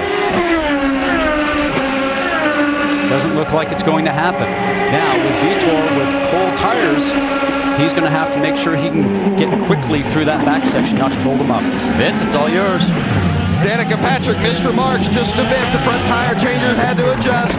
Her average finish on the road and street courses has been 15th, but she's had a manageable race car today. 4 sticker blacks for Danica. Good stop.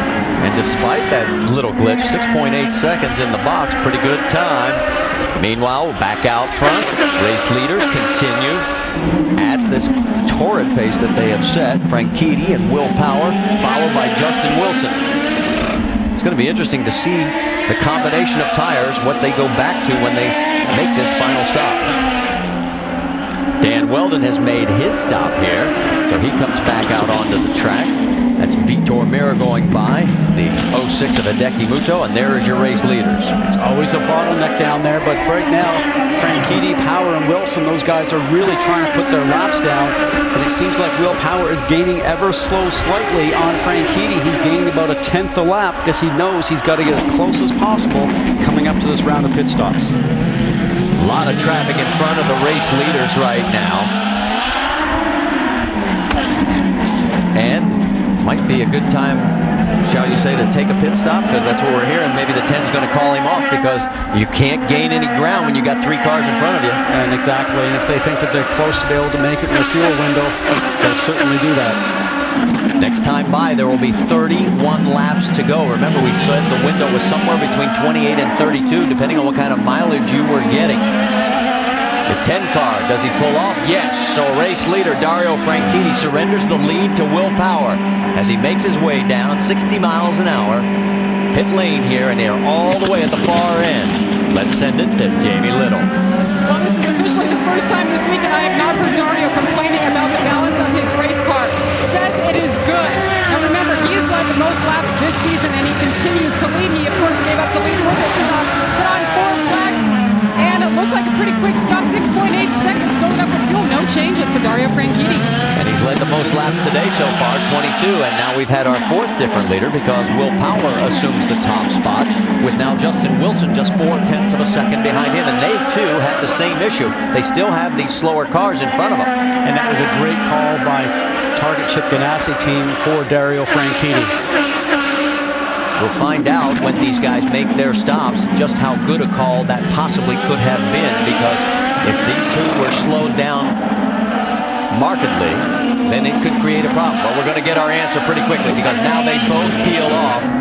Will Power in front of Justin Wilson. Let's send it to Vince Welch. He's got the 22. They're going to put scuffed reds on for Justin Wilson. This team has been second at both Long Beach and St. Petersburg, but they felt like they had a winner today. You saw a little bit of front wing for Wilson. We'll see if he can finish. Jamie. And Will Power in the #1 pit box. 4 tires put on flags. He can see the race on. And oh my gosh, it was close on pit road, guys. Justin Wilson just gets by the 12 car. And now the question is, and the best part is, there comes Dario Franchitti, so it really did not hurt him that extra lap, and boy, did Justin take advantage of the situation. Absolutely, because he got out first in front of Will Power. Now watch for this pass. He knows he has to get it done and set his sights on Justin Wilson. And Power's got the inside line. He very smartly came through there and kept to the right-hand side of the racetrack. So now, Justin Wilson back where he started this race, out front, right behind the 12 of, you've got the 12 of Will Power, and then also Dario Franchitti. Now remember, we should also point out, I'm talking about this group. We have other cars that have to cycle through pit stops. So really, the race leader right now is Tony Kanaan. And oh, we have problems down in turn 3 again, as the 36 has stuffed it. That's Bertrand Baguette. Now that is a local yellow. Now Kanaan, Andretti, Rahal, they have not made their stop. So technically and officially, they are first, second, and third. There goes Tony Kanaan past the scene. They're keeping it a local yellow.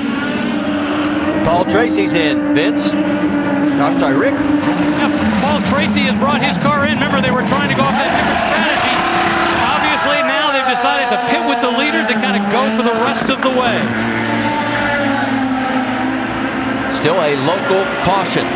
So Kanaan continues, but remember, they still have to pit. What was so dramatic was watching that battle with Wilson, Power, and Franchitti, and they are still going to be locked into it. Right now it is Kanaan, Andretti, and Rahal. And here comes Tony Kanaan as he finally makes his stop. Vince, he's coming your way. Tony Kanaan been pretty happy with the race car. You see him there in that unfamiliar blue and white. We're used to seeing him in the all green, but 4 red scuffed tires, no chassis changes for Tony Kanaan in his last stop. 8.1 seconds, a lot slower than a couple of the other cars that we saw. And there is Graham Rahal coming out, and there you see Marco Andretti. Rick?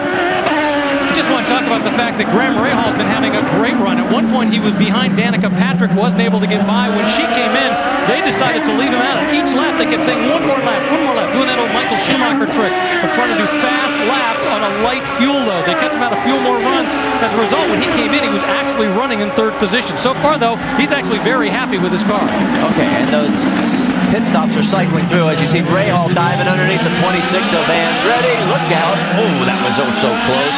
It is now officially Wilson in front, Power second, Franchitti second, third, Dixon in fourth. Rahal and Marco Andretti getting themselves in a bit of a muddle then, and plenty more coming on as we have our pit moments, and Johnny Molan and of course Mike Conway here with me in the studio, and this is where it all warms up right now. Justin Wilson out on reds, he's on the option tyres at the moment. Mario Marias, he's nearly caught, nearly had his front end wiped under the rear end of Mario Marias there. Mike Conway, this is the business end of the meeting now.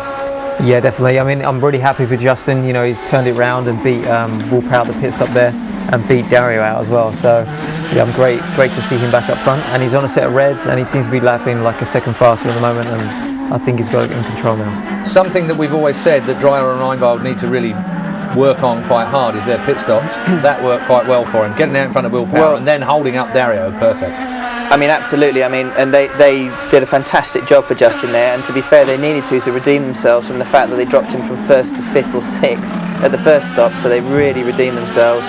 Who knows if perhaps the Dario and Will Power short fueled a little bit on the first stop, and therefore need a little bit more fuel that time around. That might have helped.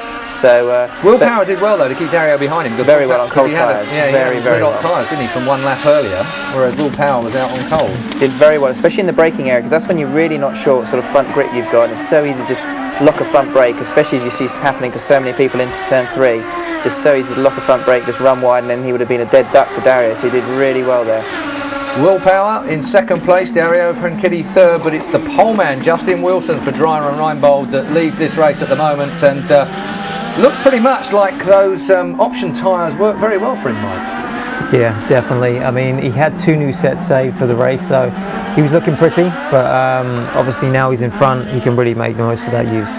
15 laps to go then, 85 laps is your race distance, and it is Justin Wilson from Sheffield. Mad Dog Wilson. More about that in a moment when you come back to the Sky Sports studio. We'll be able to tell you about it. Let's go back to the track now, though. All right, we've had some exciting action here through the round of green flag pit stops, and Justin Wilson has opened up now a 3-second lead over Will Power. He put on those scuffed reds, and it looked like he had a rocket underneath him as he has just opened it up. And now 3.6 seconds to Power. And Dario Franchitti third, Scott Dixon fourth, and Ryan Hunter-Reay rounding out your top 5. Well, for Justin Wilson, he had some help by the 32 of Mario Marias, who actually held up Will Power and Franchitti before he finally moved over and let those 2 guys go by. So that's giving Justin Wilson a chance to extend his lead. There you can see the margin as they come through turn number 5, heading for 6, which is the right-hander. Oh no, and Briscoe has crashed. Heading down into turn number 3, so 2 of 3 Penske machines are, well, 1 is definitely out, and Briscoe may be out. It could be. He could get back, and if it's just the nose. I can't think of any time like this year that we've had so many mishaps with Penske cars. I think it just goes to show you how tough the competition is. So far, still a local caution. Let's get a quick update on Ryan Briscoe's situation. Jamie, what are you hearing? Well, just before you saw him go off course there, it was actually about a lap and a half before, Ryan came on the radio and said this car is so difficult to drive. Before his last pit stop, he said the front end was getting heavy, but he seems to think that the car may be okay. Roger Penske on the radio saying, tell them to restart you and get you going. Look for him to come back down pit road to check it out. Here's the replay of the 6 car. Well, he got jacked up from behind. That was Graham Rahal that got into it. So Roger Penske will see that, and he'll figure out why. And and also Briscoe wasn't really on the very left-hand side of the racetrack. His left, our right, going into the turn, running a bit of defensive line, and I'm sure that Rahal thought that he was going to move over and set himself up for the turn. And they talked about that in the driver's meeting. When you come down, you run your normal line. We don't want you on the inside half of the track. So, Team Penske is down to one bullet, and that is Will Power, the man who's won 3 times this year, and he's got to chase down Justin Wilson.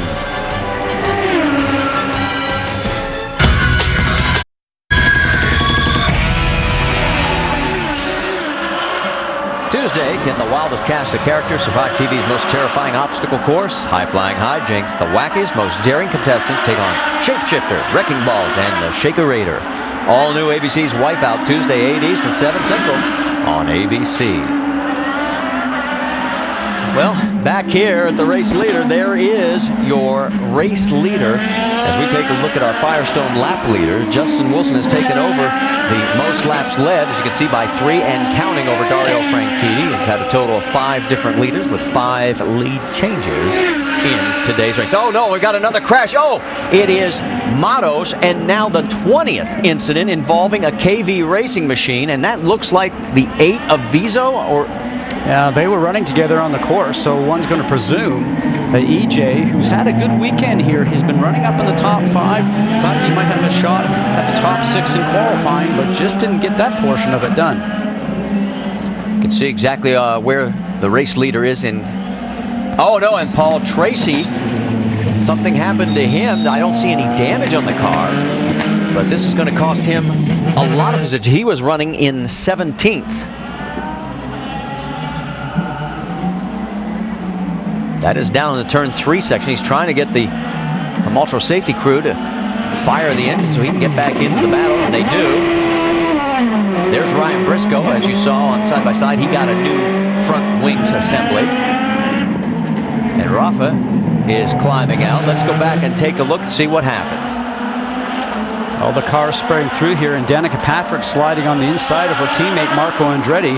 And then with the bottleneck there, it looks like Alex Tagliani was trying to get past Rafa Matos. And in the end result, he gets into the wall. And then we're going to end up finding what's going on with Tracy. Hard on the brakes coming into the turn. Looks like he's overcooking it just sideways. And good thing he didn't take out Simone Di Silvestro, because he was just really out of control.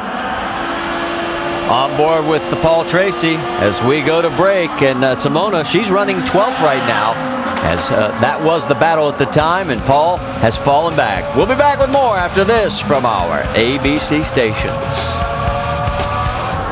A lot of unhappy people in the closing stages then of the IndyCar, Honda Indy of Toronto, and Rafa Matos in a bit of a mess there, and that's another full course caution. That's caution number 5 on lap 66.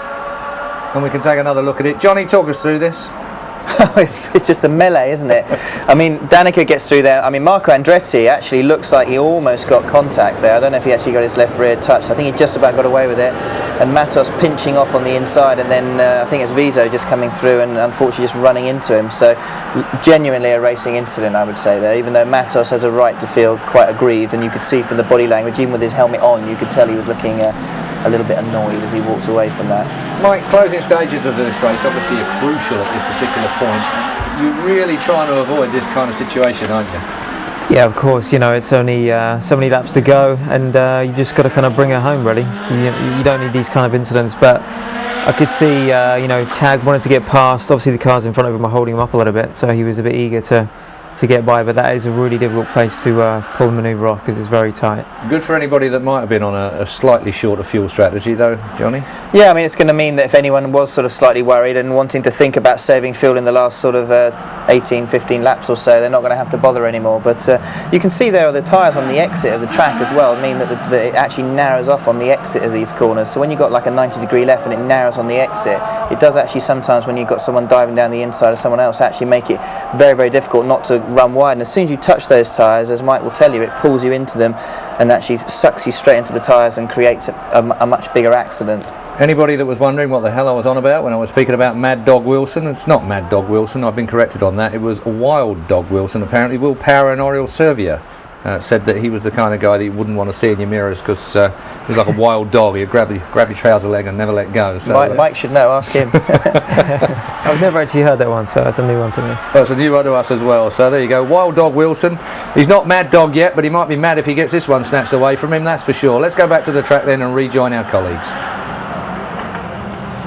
Back on the streets of Toronto, the IZOD IndyCar Series still under caution after that multiple car incident, but one thing that has not been in question today is the performance of the 22 car of Justin Wilson. For Dreyer and Reinbold, dominated the early stages of the race, back in front again. Larry Curry, you came in, you had one lap on those red tires that you put on his car. You've got enough fuel to the end. You gave him a little front wing. Any concerns at all as we tick off these final laps here from the front of the field? You're always concerned when you got Will Power and Dario Franchitti sitting behind you, but I think Justin's got a good enough horse to pull this off. So we're in good shape on our tires. We've ran far enough so the Z-Line car is ready to go, and he'll go finish the deal. What's been the key for you guys this weekend? You've been so good from the time you rolled off the truck. We had to have a bit of a regroup after we all came out of Watkins Glen very disappointed. We went home, got everybody together and talked about it and said we got to get better, but it isn't just on the performance on the racetrack, it's in the pits, it's everywhere. So our first pit stop, we lost a few positions. The second one, we beat them out. So I think the message got across. Indeed, it's been a total team effort for the Dreyer and Reinbold unit here today. Justin Wilson continues to lead on the streets of Toronto. The finish of the race is just ahead as we go side by side on ABC.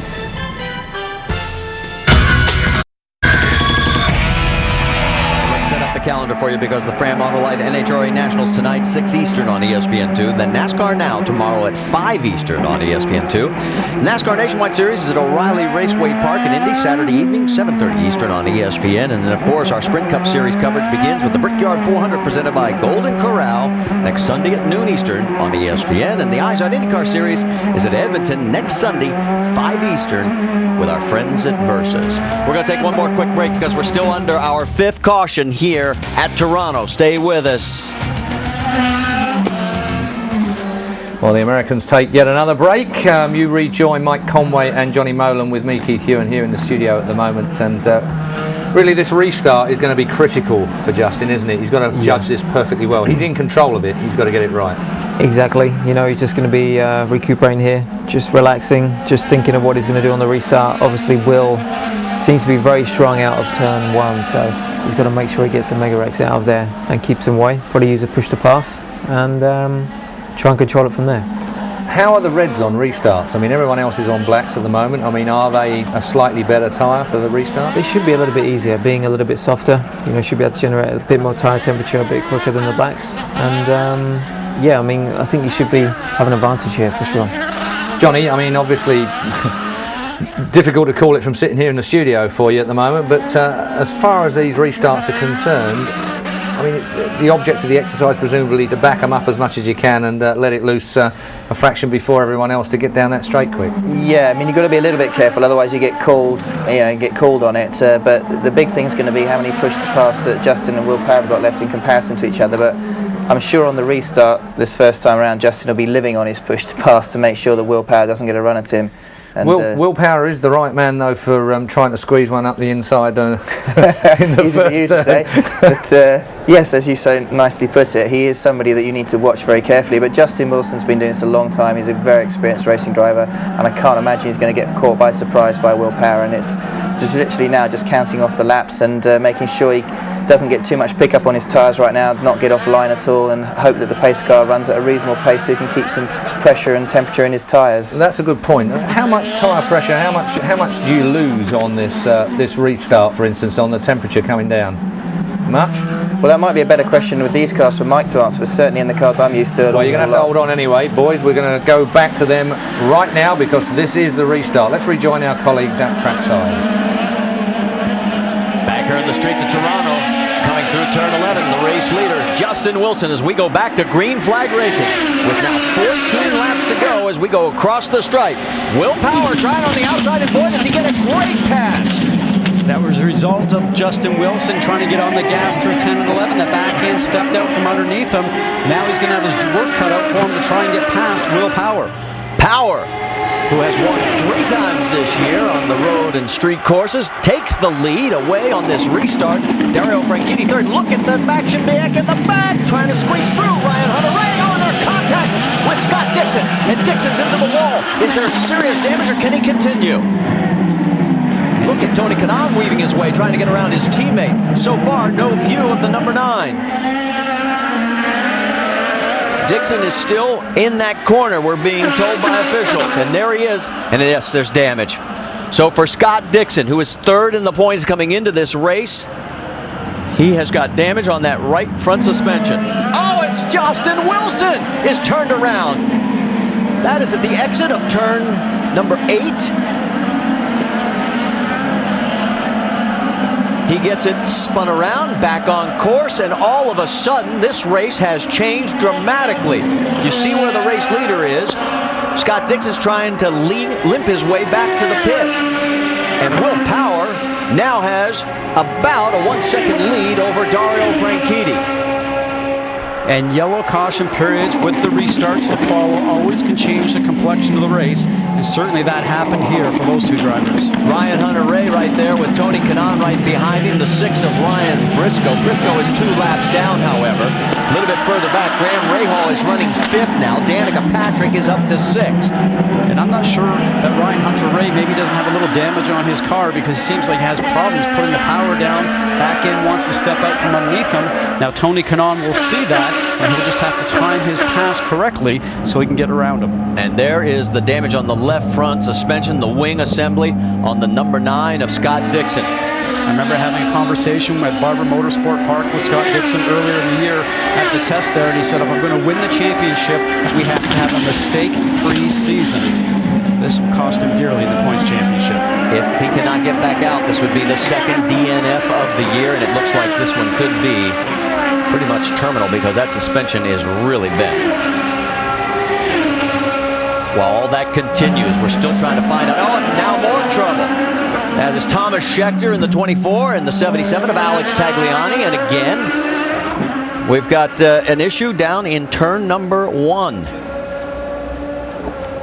So we're trying to, as I mentioned just before this one happened, we're trying to find any video as we get a full course caution, and it is now our 6th. We had 5 last year. All right, first, let's show you what happened with Scott Dixon as they head for turn 3. In this scenario here, he gets into the middle of turn. You can see actually on the right-hand side, you got Ryan Hunter-Reay. And Dixon saw him coming because he gave him room, but Ryan Hunter-Reay really used a bit too much room on the exit and just punted Dixon into the wall. And you can see right now, Scott Dixon does not have any steering whatsoever. He's trying to get himself back. And give him credit for not causing a full course yellow. He got the thing into reverse and was able to get himself around into pit lane. All right, let's see what happened to Justin Wilson. Take us back on, this will be our first look at this. And there he is. Coming through the corner. Oh. Looks like he was carrying his speed in too far. From that angle that we look at, he was quite a ways away from the inside of the wall, which is the apex. You can see he's just a couple cars ahead. Just a little bit wide on the back section, but the back end seems to come around for some reason. That was just a lot of oversteer on entry into the turn. And he was on the concrete, and the guys have told us it's like being on ice. If anything goes wrong, and here's what happened on the 3rd and final incident, all on the same lap, basically. Here we are heading down to turn 1. You know, in this scenario right now, I mean, this sport is really becoming a contact sport. 2 cars going to go for the same piece of real estate, and in the end result, we take them both out. On board with Marco Andretti. He says, thank you, guys. I'll pass both of you. All right, so now you know exactly what happened to all of them, and we've still got 11 laps to go. We had 5 cautions for 15 laps. This year we're at 6 with 20, but there's your race leader. Can he make it 4 in a row? Stay with us. There are 4 wins on the season. Nightmare closer then to the streets of Toronto at the moment. Caution 6, lap 74. Was Thomas Schechter and Alex Tagliani who eventually brought out the full course yellow, but it was the Justin Wilson spin that has really upset us, and it's been an absolute disaster here, Mike. just found himself out on the dirty stuff. Dario nipped underneath him and round he went. I know, I can't believe it. You know, it was looking all good for him there, but yeah, he just lost out on the restart, and then for whatever reason he just locks the rears up under braking into that corner, and yeah, he just couldn't recover it. Disaster for Justin Wilson, the pole man then, in the Dreyer and Reinbold car. It didn't get any better, did it really? Because then, of course, we had Thomas Scheckter that's sat in your seat at the moment, and Thomas Scheckter finally finds himself with Alex Tagliani as a passenger, and out they go as well. So that was on just a couple of laps later. So a lot of action, Johnny, at the moment. Not the kind of action we were hoping for.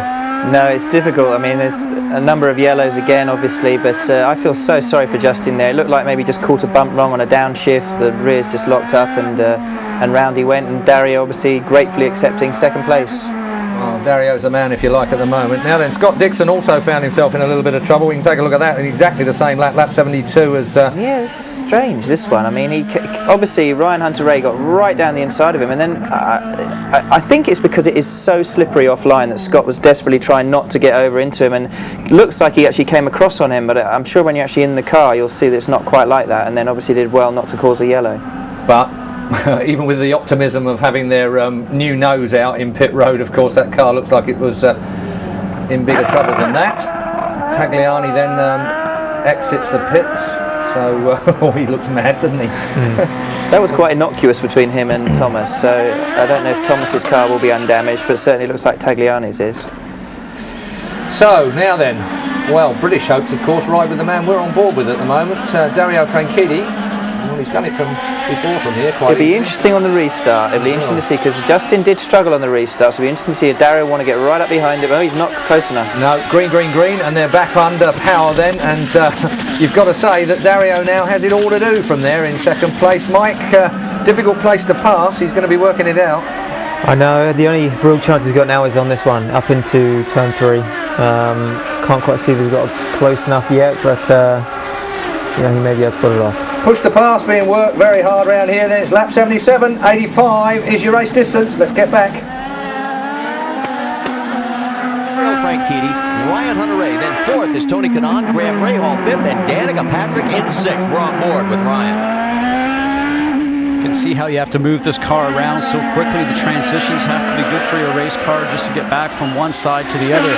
You saw in the start, Will Power really starting to slide the back end of the car around. He knows he has to give himself some space to Dario Franchitti, because if Franchitti's somewhat close going down that backstretch, he will have the opportunity for a draft. And I think Will Power has had mission accomplished, because he has now made that gap.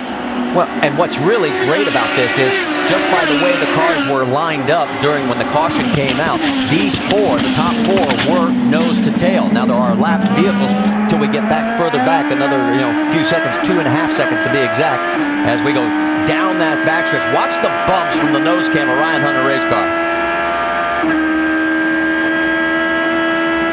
Top gear over 170 miles an hour, hard on the brakes. Down to first gear, this is 40 miles an hour. You see the back end of the car of Dario Franchitti sliding around, and here we go. Looks like rush hour time. Yeah, look out as they're too wide going through the corner. Somebody thought better of it, pulled back in. Simona Di Silvestro, she's in this mix as well. Simona's got a great run going. There she is. She is now up to 8th position. For more on Simona, let's get an update from Rick DeBrule. Yeah, this has been a weekend of extremes. I got to tell you, I listened to the radio with Simone and her crew all weekend long. She just was frustrated, trying to get as much grip as she could, not able to get it. You know, really, this is a phenomenal run for her. She finished 14th at Indy. She was the rookie of the year. She led her very first race. But this, if she can finish in this position, would by far be her top finishing position. Right now, as we mentioned, 8th position. Marco Andretti is almost a second in front of her. A lot of lap traffic. There is Graham Rahal. He's going around the lap vehicle. Ryan Briscoe, Danica Patrick. They are in a battle for 5th position, and Briscoe slams the door on her. Danica needs to get a good run here, just behind the car in front, get a bit of a tow and slipstream out of it, make a clean pass. She gets around Briscoe. Marco Andretti, low, lock it up going on, and coming through is Vitor Mirin. Luckily, nobody tags him. And that was for position because Justin Wilson's marching his way from the back of the grid from his mishap in turn 8. So for Mira, he was trying to make sure he couldn't complete the pass, drove it in a bit too hard. And he had problems under braking. We heard that report before, so he just showed up there again. Wilson up to 9th. You saw him streaking through the screen. While all this goes on, let's catch up with Scott Dixon, Jamie Little. Well, he's one of the men that was in that battle, and no longer your day is done. Scott, what happened with you and Ryan Hunter-Reay? Yeah, I made a bit of a bubble coming out of the last, went to the back straight, and he got a bit of a run. Gave him room at the end, and I think he dove in there a little too late. Just carried too much speed, and then obviously he had nowhere to go, and I was on the outside, and it bumped me into the wall. So it's just not our year. Everything that can go wrong, definitely has. But hopefully Dario can still pull a good result out for Team Target. And it's a broken upright that ends Scott's day, his second DNF of the year. Marty. Thank you, Jamie. Boy, a lot of action going on here as you head down to turn 3. That's Marias, Steve Silvestro, Justin Wilson, and everybody else. Oh, such a tough place, because remember, it's the slowest turn on the race circuit, and Justin Wilson gets on the inside of Simona right there in turn 5. Well, you know Wilson is kicking himself because he had the best race car until that mistake in turn number 8. He does get around Simona, as you mentioned. He's now up to 8th. Marco Andretti is his next target, but that's over 2 seconds away, and there's only 5 laps remaining. The car that he's chasing right now is the number 8 EJ Viso. Bertrand Baguette has a bit of a problem as he turns it on. He's a lap down, running in 16th.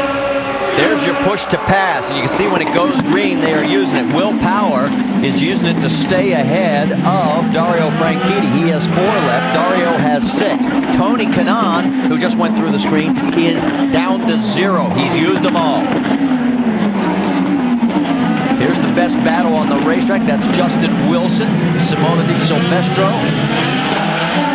The 4 also in that mix of Dan Weldon and Vitor Meira. That is all for position. A lot of these cars have just soldiered on all day and taken advantage of some of the mishaps from other drivers and teams here, and they've actually been able to get themselves a good result so far.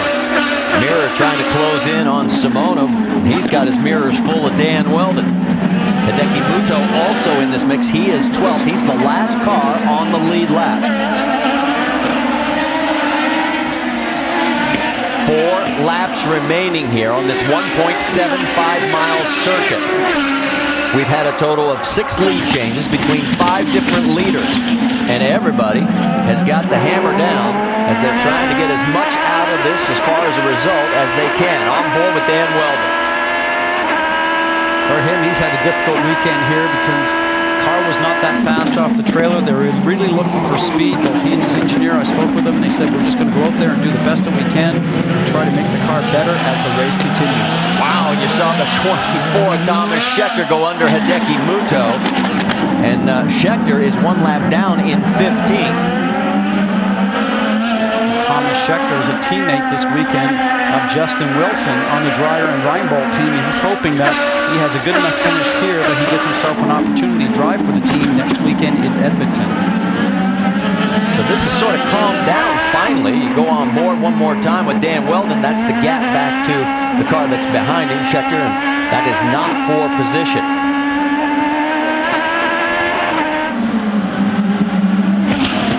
That group comes across start-finish line. Vitor Meira.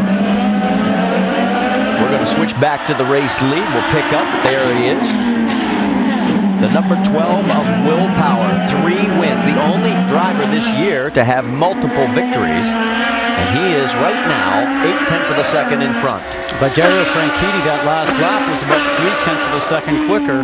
So is he going to be able to make up a little time here? But getting close and getting behind the driver is one thing. As we watch the Firestone telemetry here, you can see how he works the throttle. I can tell you that all the drivers are very, very tired right now.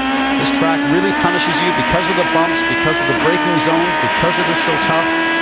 Hard on the brakes here, going down towards turn 1 where the Princess Gates are. Take through turn 1, onto turn 2, down along Lakeshore Boulevard. Now, he's frustrated right now, Martin, because he can see ahead exactly how far he has to make up. He knows he only has a couple of laps left to go, so now he'll check his mirrors to see how far behind him Ryan Hunter-Reay is.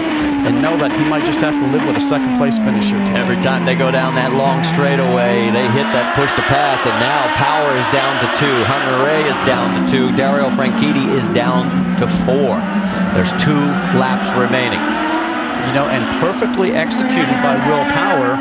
You can get very greedy early on in the race and use your push to pass cars and make yourself move up the grid and feel great about it. But, so watching the interval right now for this battle for first, Will Power's done the smart thing because he'll push it again when he gets down to turn 1, turn 2, and take advantage of that push to pass all the way down the straight. White flag is now out for Will Power. He has been spectacular this year on the road and street courses. Won the first 2 right out of the box.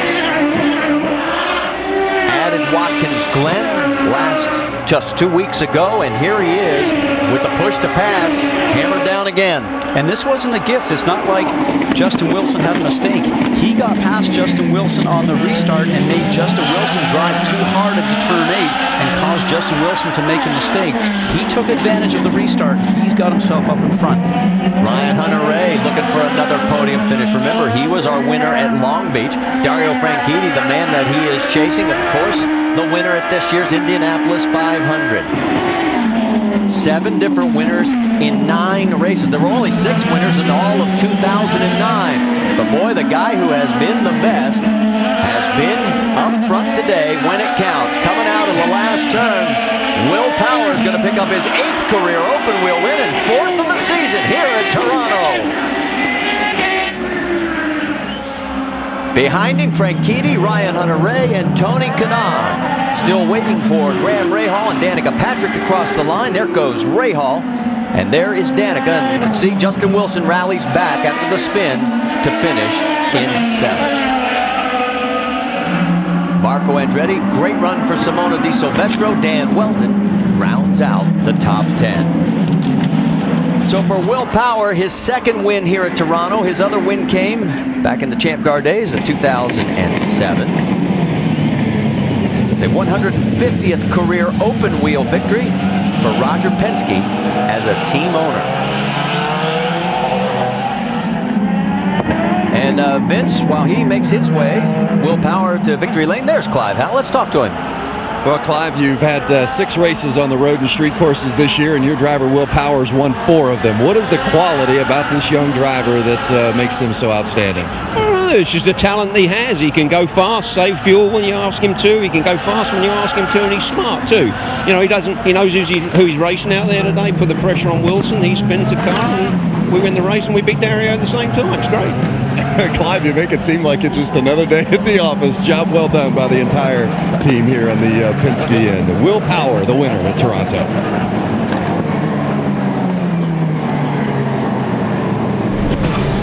ESPN's coverage of the IZOD IndyCar Series at Toronto on ABC, presented by IZOD.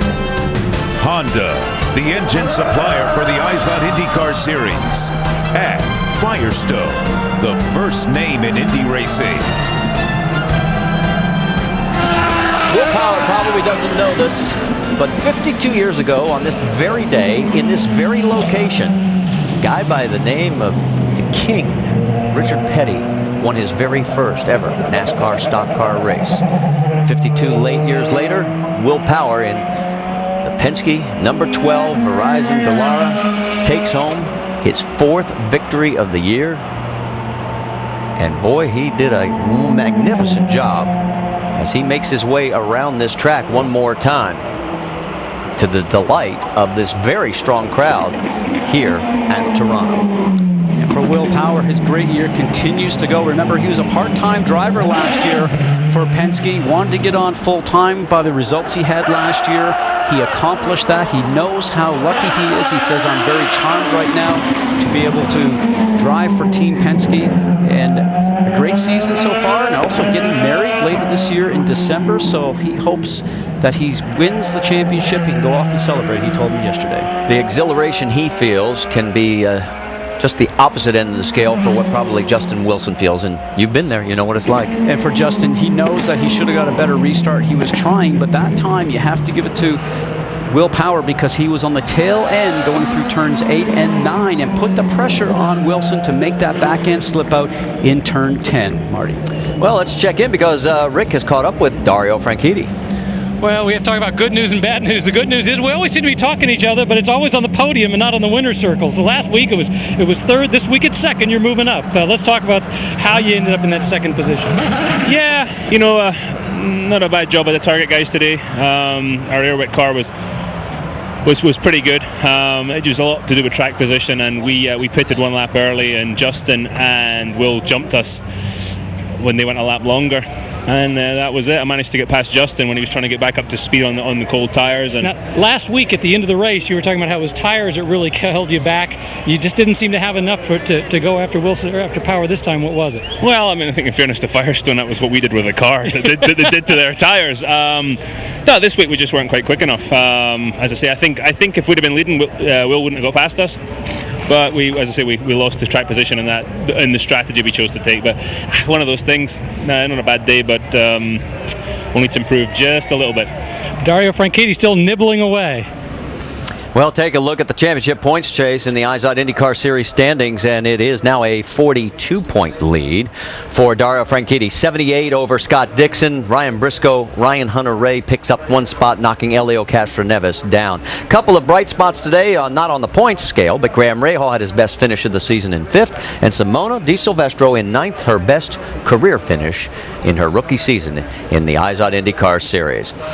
And let's celebrate with Will Power, Jamie Little. And his second victory here in Toronto, his last win coming in 2007. Will Power, the greatest name in racing, stands on top of his car, celebrates standing on the side pod, the confetti falls. Let's get Will Power to come off his race car over here. All of his team members congratulating him. Will, come on down here. Holding his hands. I know it was a long, hard day. Will, you told me on Friday it was going to be the driver that was the most aggressive and the driver that could adapt to the changes. How much did you have to adapt to get this win today? That's exactly right. The tires went off so badly because they had pickup, those last restarts. You saw what happened to Justin. Man, I almost lost it a couple of times too, and just so happy to get that Verizon car a bigger points lead. The whole team worked really hard, and man, I just love winning. Well, you also told me this car after practice needed some work. How crucial was your team in getting this win? Yeah, this whole team worked so well together, Stops are good today, and we struggled in practice. We worked really hard, and this is the end result. Hey, Ryan Briscoe said if you won, you have to bust out a rap song. That's a little secret about Will Power. I know. He keeps putting me on the spot, so I have to learn a rap, and my own rap. Hey, the more you win, the more we learn about you, right? Congratulations. Thank you. Let's go over to Vince Welch. Oh, as you saw the euphoria of the victory lane and just the other end of that spectrum here with Justin Wilson. You had such a dominant car today at times. What happened first on the restart? I wish I knew. I went through turn 7 on that restart, and Will had got by me. I was fine with that. I thought we'll live to fight another day, but went through turn 7. As I lifted off, I got sideways, so I got on the brakes and I just locked the rears. That was just my fault, I guess, on just locked the rears all the way through the brake zone and just couldn't get them unlocked in time for the corner. At first I thought I got a puncture, like the left rear, but I think it was just pickup. I got on the tire and just not done a good enough job to get them cleaned up before the restart. How do you keep in perspective the quality weekend that you guys had when you have the result that I know that you're not satisfied with? Well, it's tough. Everyone on Driving Reinbold Racing and the guys on the Z-Line design car just deserve much better than that. We've had such a great weekend. We've made some great strides throughout the weekend, and to be leading it 15 laps from the end, and just very disappointed, and can't apologize enough. That's as tough as it is on this track. It's easy to make mistakes, but at the end of the day, I can only put that down to a driver error, and just want to put that behind me and move on. Thanks for the time, Justin. Rick DeBrule. Fastest man on the track in the closing stages was, of course, Justin Wilson, coming through from 14th to 7th. I feel absolutely gutted for the man, Mike.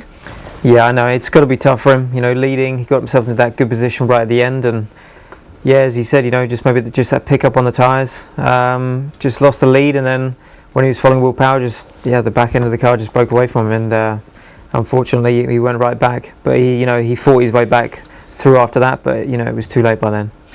Will Power extends his lead, Johnny, and you've got to say that he looked like he was going to put Justin under pressure, even if he hadn't had that problem. Yeah, I mean, he's got like a 42-second lead, 42-point lead or something now, so he's in good shape. But I mean, fair play to Justin for putting his hand up there, and I know the team will put an arm around him and say you've done a great job this weekend for the team, as I'm sure Mike will agree, and live to fight another day. But I feel gutted for him. Will Power's won at Toronto before. He won the last Champ Car race that was ever here, so he obviously has a good record around this racetrack as it is at the moment.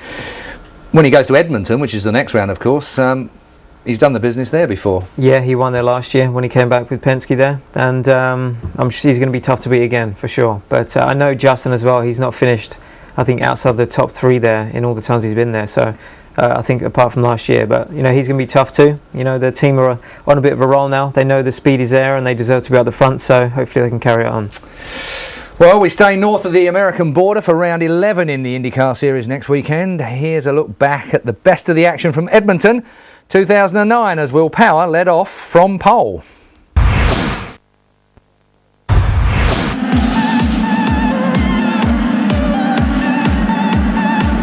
the Apex Brazil green flag comes out, and here we go. Great overhead shot as they race 3 wide. And that is Matos. Matos.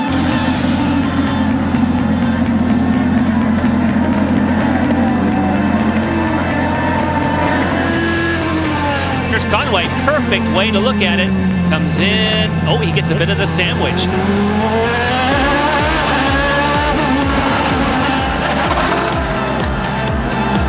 Oh, we got a fire. Big fire with Panas, second time. It happened in Milwaukee. Wow. Look at that.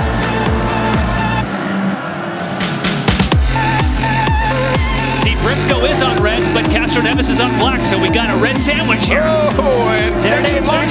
He's going for it.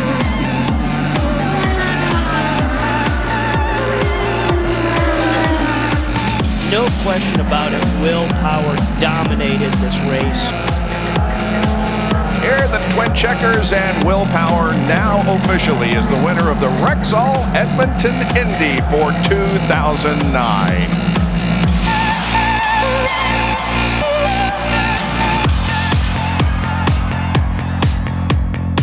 Join us live for our coverage of the Honda Indy Edmonton race next weekend. That's on Sky Sports 4 at 10:30 p.m. next Sunday. My thanks to Johnny Molam and Mike Conway for joining me in the studio today. We'll be back next Sunday, but for now, from all of us, congratulations to Will Power, and thanks to you for watching. See you soon.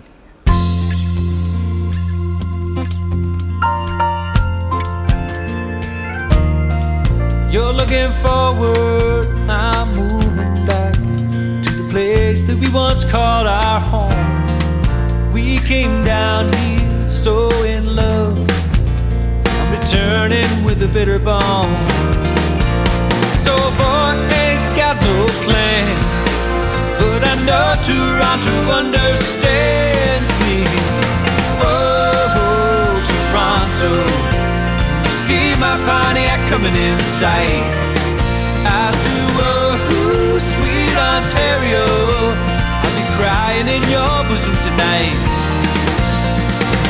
Oh, Toronto, see my Pontiac coming in sight.